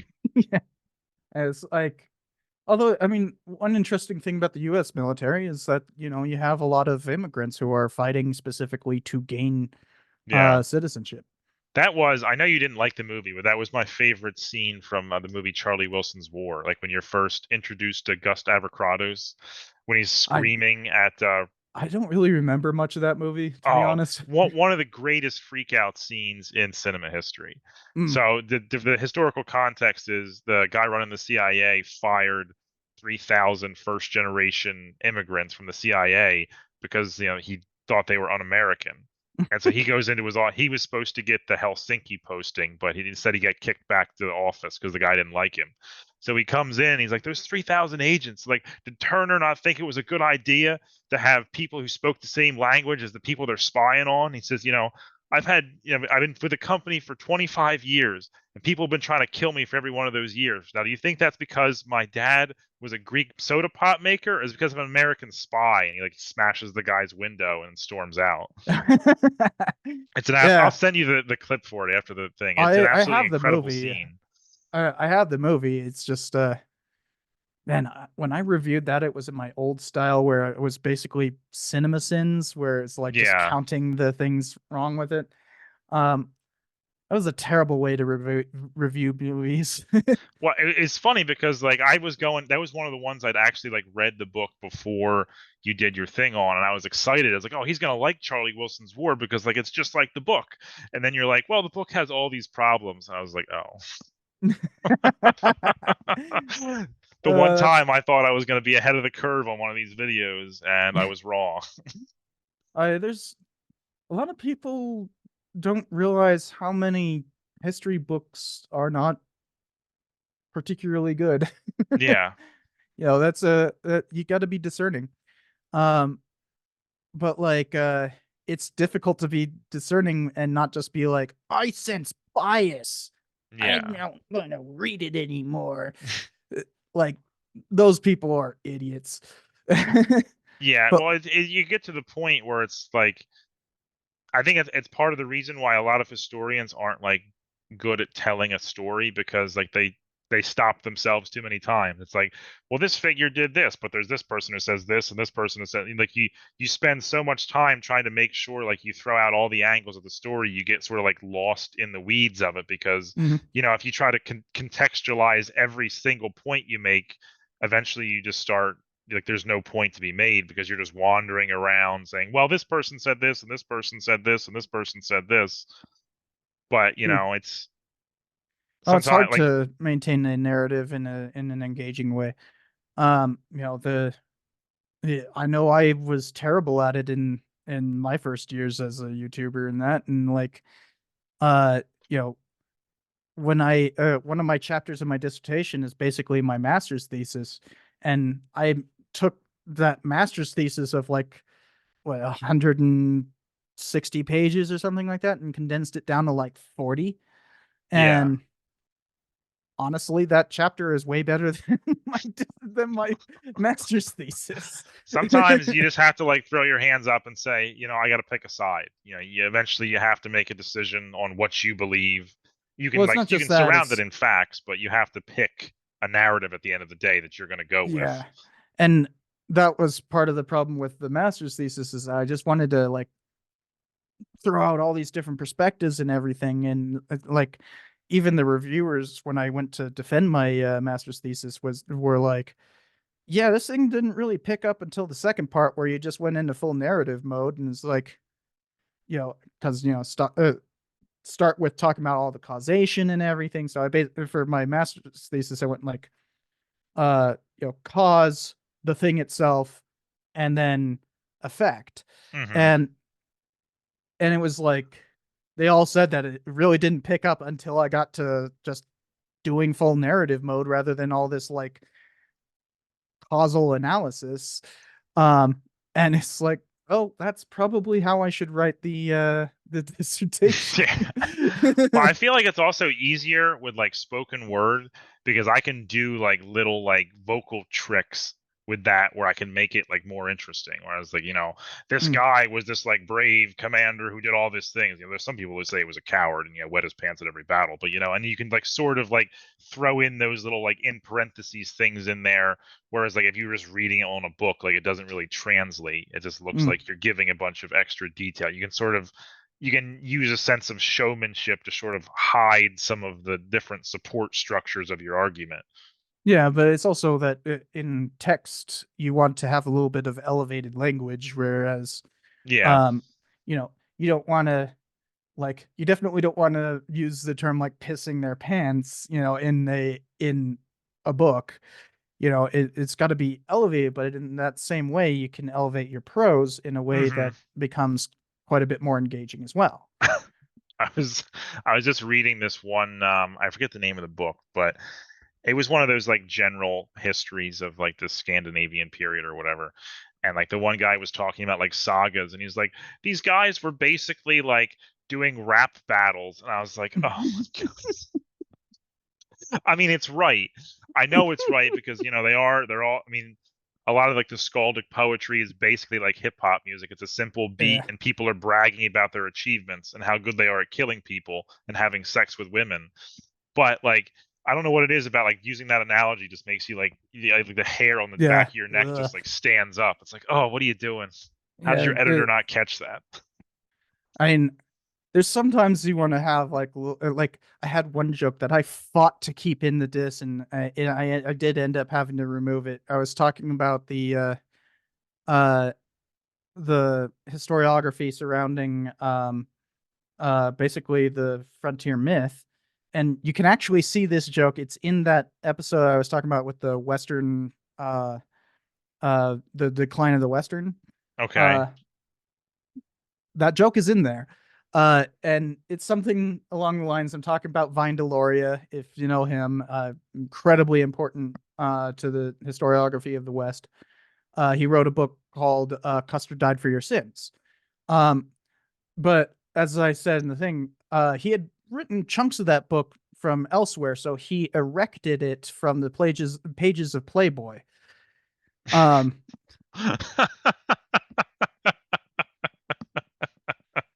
Yeah, you should have and kept that in your I dissertation. fought to keep that, and I literally have an email from my dissertation advisor that says I kept it because it says like there are no dick jokes in academic Yeah. writing. Like that's You all should have it responded, says. there are now, send. I remember like cuz that your story because like my mom was an English teacher. So like growing up, every paper I wrote, it was like an hour writing the paper and then a 3-hour battle and proofreading and editing where she would like pick apart every one of my Yeah. ideas and I would sit there and fight for every single one of them and my dad in the living room would eventually yell, "Just do what she says." And I was like, "It's not your work, Dad. Leave me alone. Like I'm fighting for this idea." And Wait, then what the one of the papers I turned in, like it was so changed from my original ideas, like the teacher accused me of plagiarism. My oh, mom arrived at the school like 2 minutes later. It's probably the first time in her life she's ever sped in her car to get there from work. And she eviscerated the teacher for like 15 minutes. She's like, "You think as a fellow teacher I'm gonna let my son plagiarize a word of anything he's turning in?" Oh, it was she gave her both barrels. But ever since then I've been kind of traumatized by the editing process because it brings back yeah, those memories of having to fight for every one of my ideas. yeah, and uh, in so my dissertation advisor, Durwood Ball, he he is a editor. Like he runs the New Mexico Historical Review, Oh, and cool. so you know that's the main thing that he does. You know, scholar wise, and so he's an incredibly tough editor. And so I'd get these pages back. He'd see me in the hall and he's like, "Oh, hey, here's your new chapter," and it's just red. Yeah. And I'm like, and I'm just kind of going like, oh God. And he's like, "Oh, it was great work right there. There's a few corrections A few for you." corrections, yeah. Like the Durwood has this he's a very soft spoken and just an incredibly nice guy. I've seen him angry, and like you have to really screw up to get him angry, and Yeah. it's that quiet angry, you know. Um, It's even scarier in some cases. um, and and like yeah, so yeah, he never would correct you and view it as like a I can't believe you missed this kind of thing. It would be more of a, well, here are the things that you missed. You know, I even had one. I had one. This is a funny story. I had one thing where I was taking from my master's thesis a URL that I was talking about a winery that had a wine thing that was like a perfect example of the myth surrounding this guy named Pio Linares.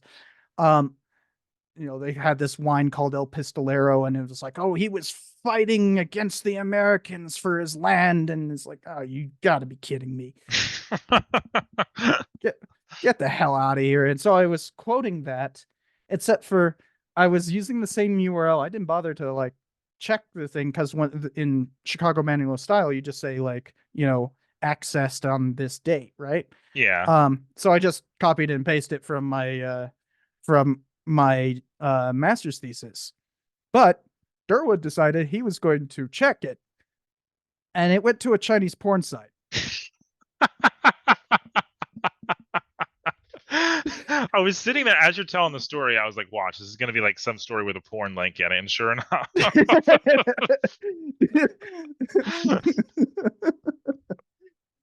uh, I was he, he researching the took me. conditions of the Chinese immigrants in San Francisco.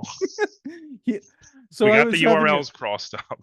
I was having a meeting with him, and he like chose to present it this way. Like he turns the screen over so I can see it, and he's like, "Have you gone to this URL recently? It says 2015, so I'm guessing not." And he's like, "No, why?" And he clicks on it, and and so it comes right up, and it's like, "Oh, oh no, oh no, oh god." And he's just sitting there like, "Okay, you weren't screwing with me then." And it's like, "No, no." At I least he had was to. cool about it, though. He could have made a big deal about it. Like, you're posting pornography. To go back to the whole "there's no dick jokes" in historiography. That honestly would be a pretty great T-shirt.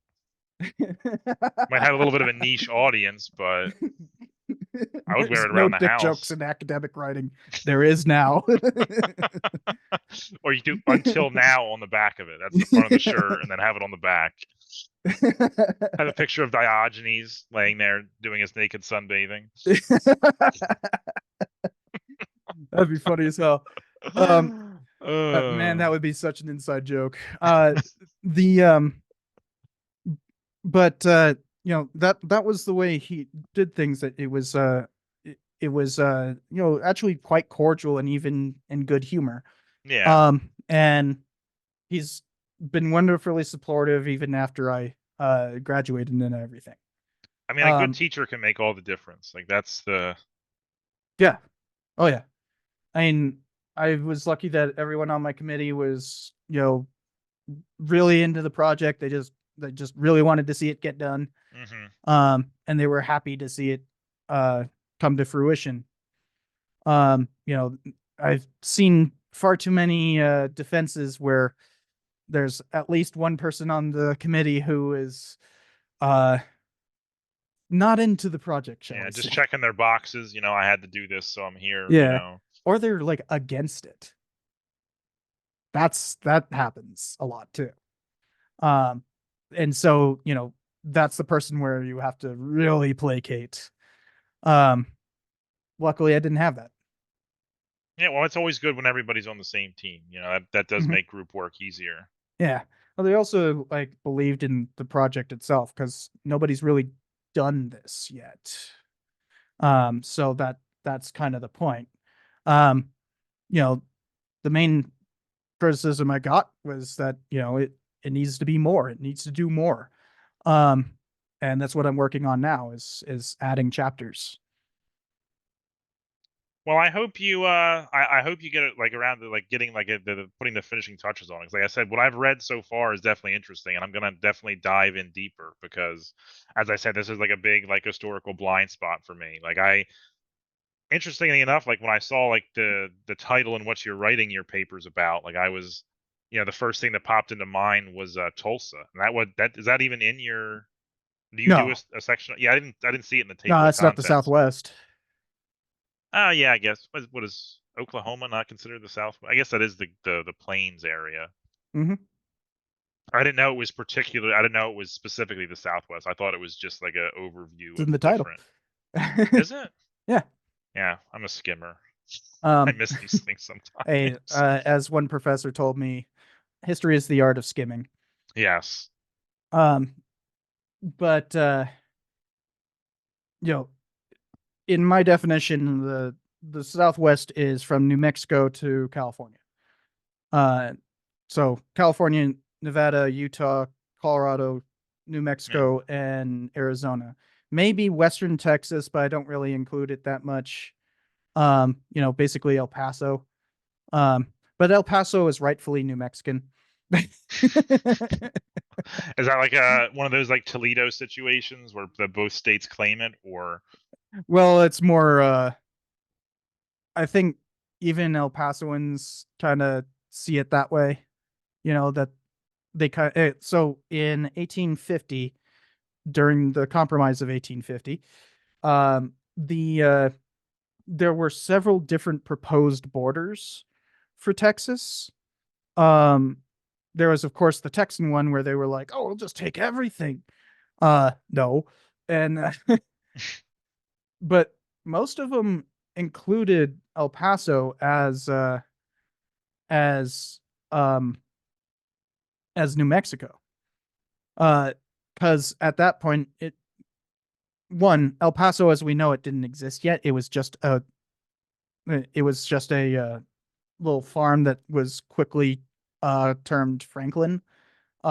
Reason why the mountains around there are called Franklin Mountains is because that is the original town was called Franklin. El Paso at that point was referring to the other side of the river, what is now called Ciudad Juarez. Um, but in 1850, Juarez wasn't even president of Mexico.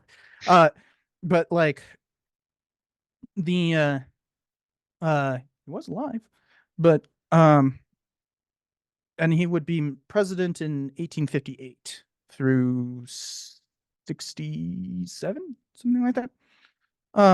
No, like 69, something like that. Either way, uh, El Paso, as we know it, was basically nothing. It was just a patch of desert. But the reason why they put the border right where it is, was so that they could mark the international border. Because at that point, the Gadsden Purchase hadn't happened yet. So the whole point of Texas having that little point was to make the Treaty of Guadalupe Hidalgo easier to map out. okay. That's literally the only reason why El Paso is in Texas. It is purely a mapping error. So when are we going to see the War of New Mexico to retake El Paso from Texas? When is that coming in Well, the near future? I mean, it happened in 1877. Did it? This El Paso salt. Well, it's properly called the San Elizario Salt War, but yeah, the Salt War involved a bunch of New Mexicans coming into Texas and defeating the insurrection.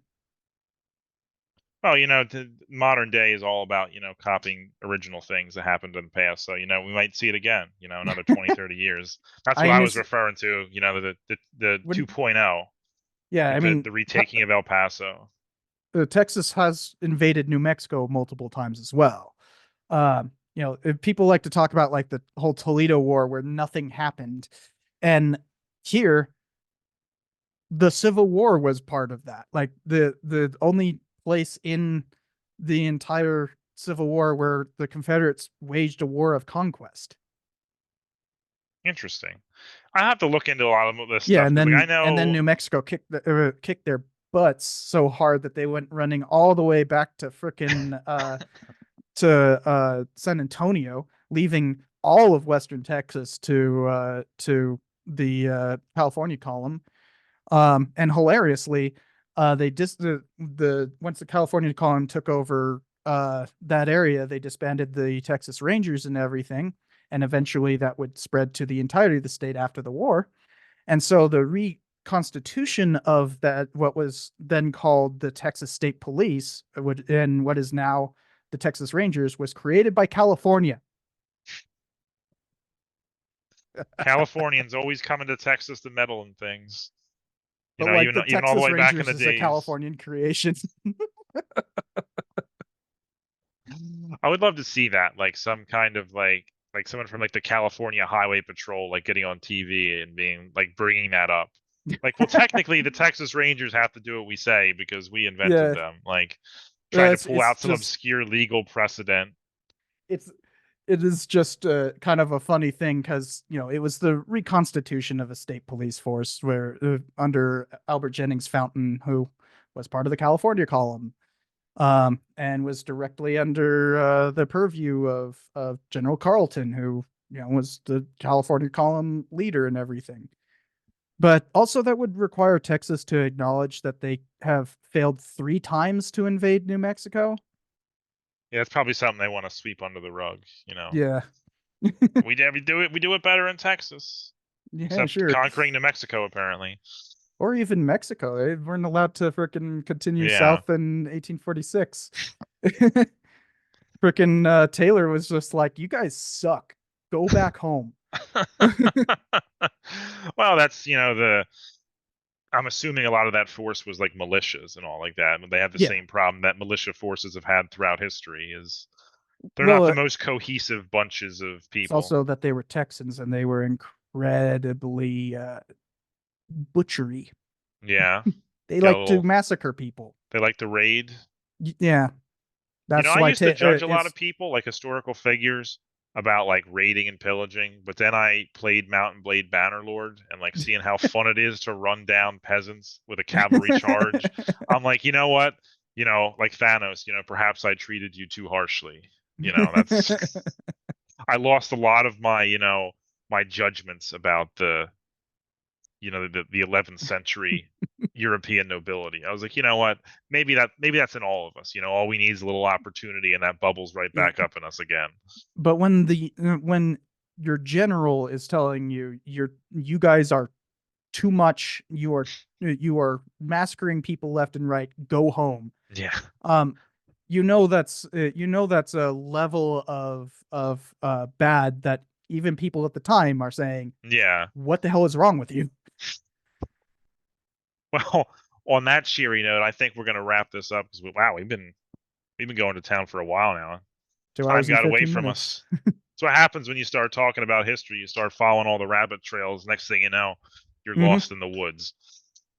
So, um, is there anything that you want to pitch? Any the new videos coming out, or work that you're working on that you want to get out to the world for people to listen to? Well, I'm continuing to work on adding chapters to my dissertation and eventually turn it into a book. And some of that will end up as content on the channel. Like, I'm doing a bunch of work on Mormon history right now. Oh, Uh, we never talked about that. Damn. Oof. I had a great. Before we go, because we were talking about westerns and all. I find this is a trope that I've identified in a lot of western movies that if you need a religious villain, they're going to be Mormon. Like 9 times. Like it seems like a bunch of movies in a row that I watched that I've had actually seen religious quite the villains. opposite. Really? Yeah, like think about uh like what is that movie called? My Name is Trinity or Call Me Trinity or something like that. I've Um never seen it. it's one of those comedic westerns from like 1970 or something like that. Um, you know, great fun. And he's there to protect Mormons. Really? Um, I mean, they don't say Mormon at a point. They don't say Latter-day Saint or anything like that. But they're a polygamist colony with a weird uh, evangelistic relationship Yeah. with the local town. They're Mormons. Yeah. Um, there's a number of ones that uh Mormons end up being kind of the villain, but also plenty where quite the opposite. There's think about like how Brigham Young is portrayed in Hell on Wheels, um, where he's conniving and trying to gain favor and get the railroad to go where he wants it to go and everything. Sure, but he's also portrayed as kind of like the most moral and upright person in the entire show. Yeah. Well, that's a pretty low bar in that show, especially Yeah. towards the end. But Yeah. But Get like, the Swede was my, or the Norwegian guy, but they called him the Swede, was my mhm, favorite. My yeah, immoral calculus, or whatever he said about his time in Andersonville. That was yeah, always one of my favorite scenes of that show. yeah. That show is super fun. But all over the place sometimes. Um, The greatest Western of all time will always be Fallout New Vegas, though, at least in my opinion. You can't see it in my shirt because it's below the camera, but I got my little Caesar's Legion oh. shirt on right now. Love this shirt. No, I mean, I've never really been a Fallout fan, not because of like story or anything, but more I just don't like the system, Now, you know. I don't like the let's shoot at each other. Shriek, and you have to sit there. I'm gonna well, hit him in in the New head, Vegas, they let gonna you hit aim this. down sight, so it's actually more of a shooter than like Fallout 3. But you can Ah, still use VATS. But I think you would like it because you would notice all like there's a oh, ton of Western references in well, it's there. also Like, just a ton of Vegas references. well, yeah, Um, you're getting it it, from both sides. but honestly, it gets annoying because I can't tell you every time I do something on Las Vegas history, I get a ton of uh, references, people just quoting the thing, and it's super annoying. Um, because it's like, what the hell does that? I see that California flag. Why is it only got one head? Yeah, the bear only has one head. Yeah, it's it's not funny. Like it's might be funny once, but when you're coming to a history video about California to yeah. comment that, just shut up. Well, it's YouTube comments. It's always it's a mixed bag no matter what you're doing a video on. Yeah. Um, but it gets really annoying over time. Um, you know, it sound like a wet blanket there, but it's just when you see it enough, it gets really annoying. Well, yeah, any joke that you tell 100 times is gonna, no matter how funny it is, it's gonna be old by the 100th time you hear it. Yeah. Um, and the other thing is you gotta understand is a Las Vegan.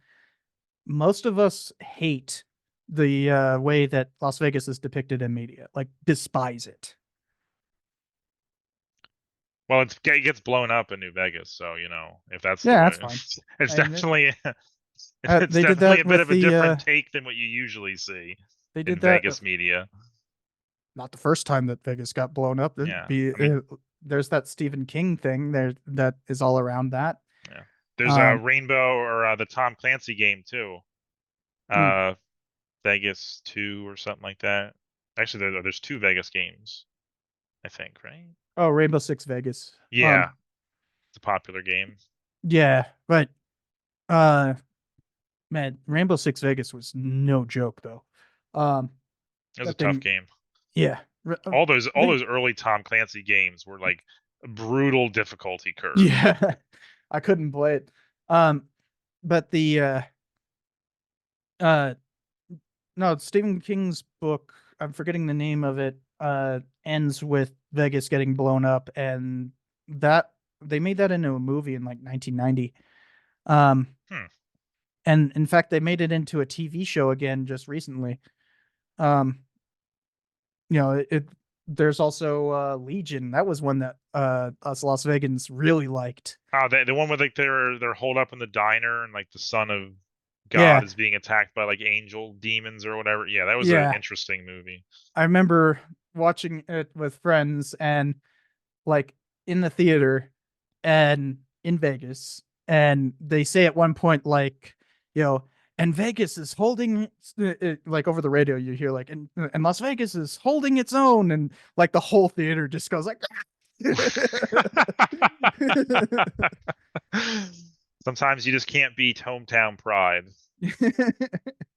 Yeah, but for the most part, movies are terrible about Las Vegas. Like The Hangover, freaking the worst one is Godzilla, where oh, that was terrible.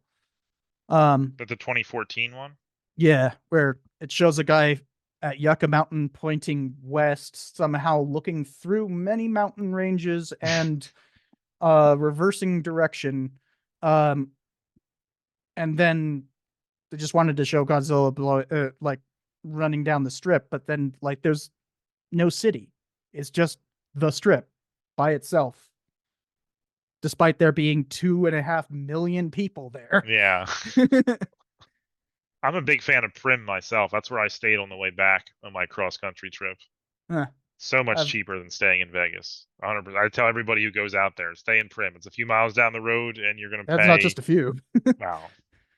That's quite a few. I mean, I maybe I always say that, but like I had just driven like 6,000 miles in that week and a half by myself. So I guess, the journey from Vegas to Prim seemed like a few miles in my head. I'm like, oh, Yeah. I haven't been driving for half the day. My legs aren't numb. Yeah, this is a great drive. Yeah, that's the thing about out here in the desert. Well, I'm not in the desert right here, but out in the Southwest is that distances tend to get collapsed a bit. Yeah. It also Uh, helps you have nice scenery too. You go like, oh, look at that nice mesa or that nice little mountain or that yeah, ravine there. It helps distract you from the fact that like out you're not just here in it's a just like, oh, forest. look, more pine trees. Yeah. More pine trees. Maybe a glimpse of the ocean every once in a while, but mostly not. Yeah, it's mostly just pine trees. I mean, You I know, what's remember his like name was right. They should have just sterilized this area of the country. Because I was going to bring that up because I know you have your long-standing feud with Woodrow Wilson. And like I mm, had heard a fact once about Wilson wanting to sterilize the Pineys, and I fact checked it real quick ahead of time, and here it was his successor. I was like, man, I had my one little Wilson fact that I was going to bring in. It was wrong all this time. uh I'm still finding out new things about Wilson and I just like he did what? Yeah, well, at least the story of his successors, like when he goes to the White House, his successor ran on this thing of like cleaning up the Pine Barrens, was like this like really destitute area of New Jersey. And he takes one trip there after this big media campaign. He meets like one family and is Are you like, talking about Harding? I think so. That was the next president. No, no, no, the next governor of New Jersey. Oh, in Yeah, when Wilson 1913. goes to the White House. Yeah, in 1913. I wouldn't know. Yeah, I looked 'cause I can't find it on my thing there, but yeah, he met like a couple families down there, and he came back and publicly said like, yeah, we just need to sterilize these people. Like, there's no hope of fixing this disaster of a There's situation.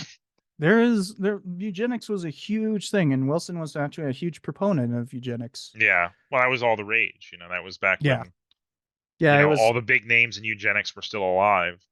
I always find it funny when you see people trying to do the party switch denial, and they'll be like, "Well, Woodrow Wilson was a freaking eugenicist," and it's like, you know who was a bigger eugenicist? His Republican counterparts. Yeah, yeah. You Like forget it was like a popular thing. Like no, but that wasn't a negative for either person to the voters of that time. the person who coined the term racial suicide was Theodore Roosevelt. If we start talking about Roosevelt, we're going to be here for another hour. So we got to Oh, pull it out of okay. we got to pull the nose up here and stick the landing. So I would like to thank you for stopping by for this interview. This was a great time. Yeah, it's been I fun. had it's always fun to meet another fellow history enjoyer, as the kids on the internet say, and just talk about our passion. So for all those of you who haven't heard about it, you should definitely check out his channel, The Cynical Historian. He's got a bunch of based on true story things, and also a lot of the stuff we talked about here. I mean, we talked about what, like 10 or 12 different video topics that you've done like Mm. exhaustive coverage on. Yeah, a lot of these are like it's not just one video. Like Yeah, you've done like my Las series Vegas on them. stuff, for instance. I think I've done like 5 episodes on Las Vegas history. Hmm. Although I will say, to all the listeners, one of my favorite was the Lost Cause. You did this whole. Mm. I think you did. Did you do more than one video on it, or was it just one really long one? I did one really long one specifically on the Lost Cause. I've attacked it in many Yeah, well, I ways. know it's been a passion project of yours, tearing It's that myth apart.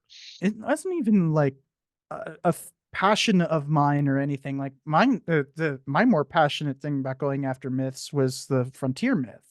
Hmm. Um, but the Lost Cause is just it's such a plague on the internet. Um, and so I did that one episode, which, by the way, was actually just a lecture that I had put together for a class, but then I turned it into like a whole episode. Um, and yeah, the ended up being my second most popular video. Well, for good reason. I mean, you had a lot of good points. You presented them like right, and it's a fascinating thing that we need to talk about as a society because you Hmm. see, especially with the rise of the internet and like more people being able to be content creators, it's easy to just read a book or an article and be like, well, this is what I believe now. Hmm. And it's real easy to spread that intellectual contagion of misinformation. Yeah, and a lot of the time it's you know challenging people's myths. It's a core part of their identity, right? That's the definition of a myth, is that it's the story we tell to inform our identity. But like the so challenging that will obviously run people astray, but a lot of people don't really have that as their core identity, and so it's just kind of like, oh, I wasn't aware of all these problems. um so that's the target audience for that, is people who are just not really aware of the issues and will hopefully find out. Yeah, well, that is the history community. We're not as big as other communities, but we do tend to be far more passionate, especially when we find something Mhm. that interests us. So And then there's always the bibliography below in order to go and find out more, which I always yes, encourage people to do. yes, Because, always do your own research because then you can have opinions of your own, and that's always yeah, an exciting thing. Once we and, lose our ability to have you know, opinions and reason, you and may as well constantly just be give learning, up. you know, always be learning. Don't never stop.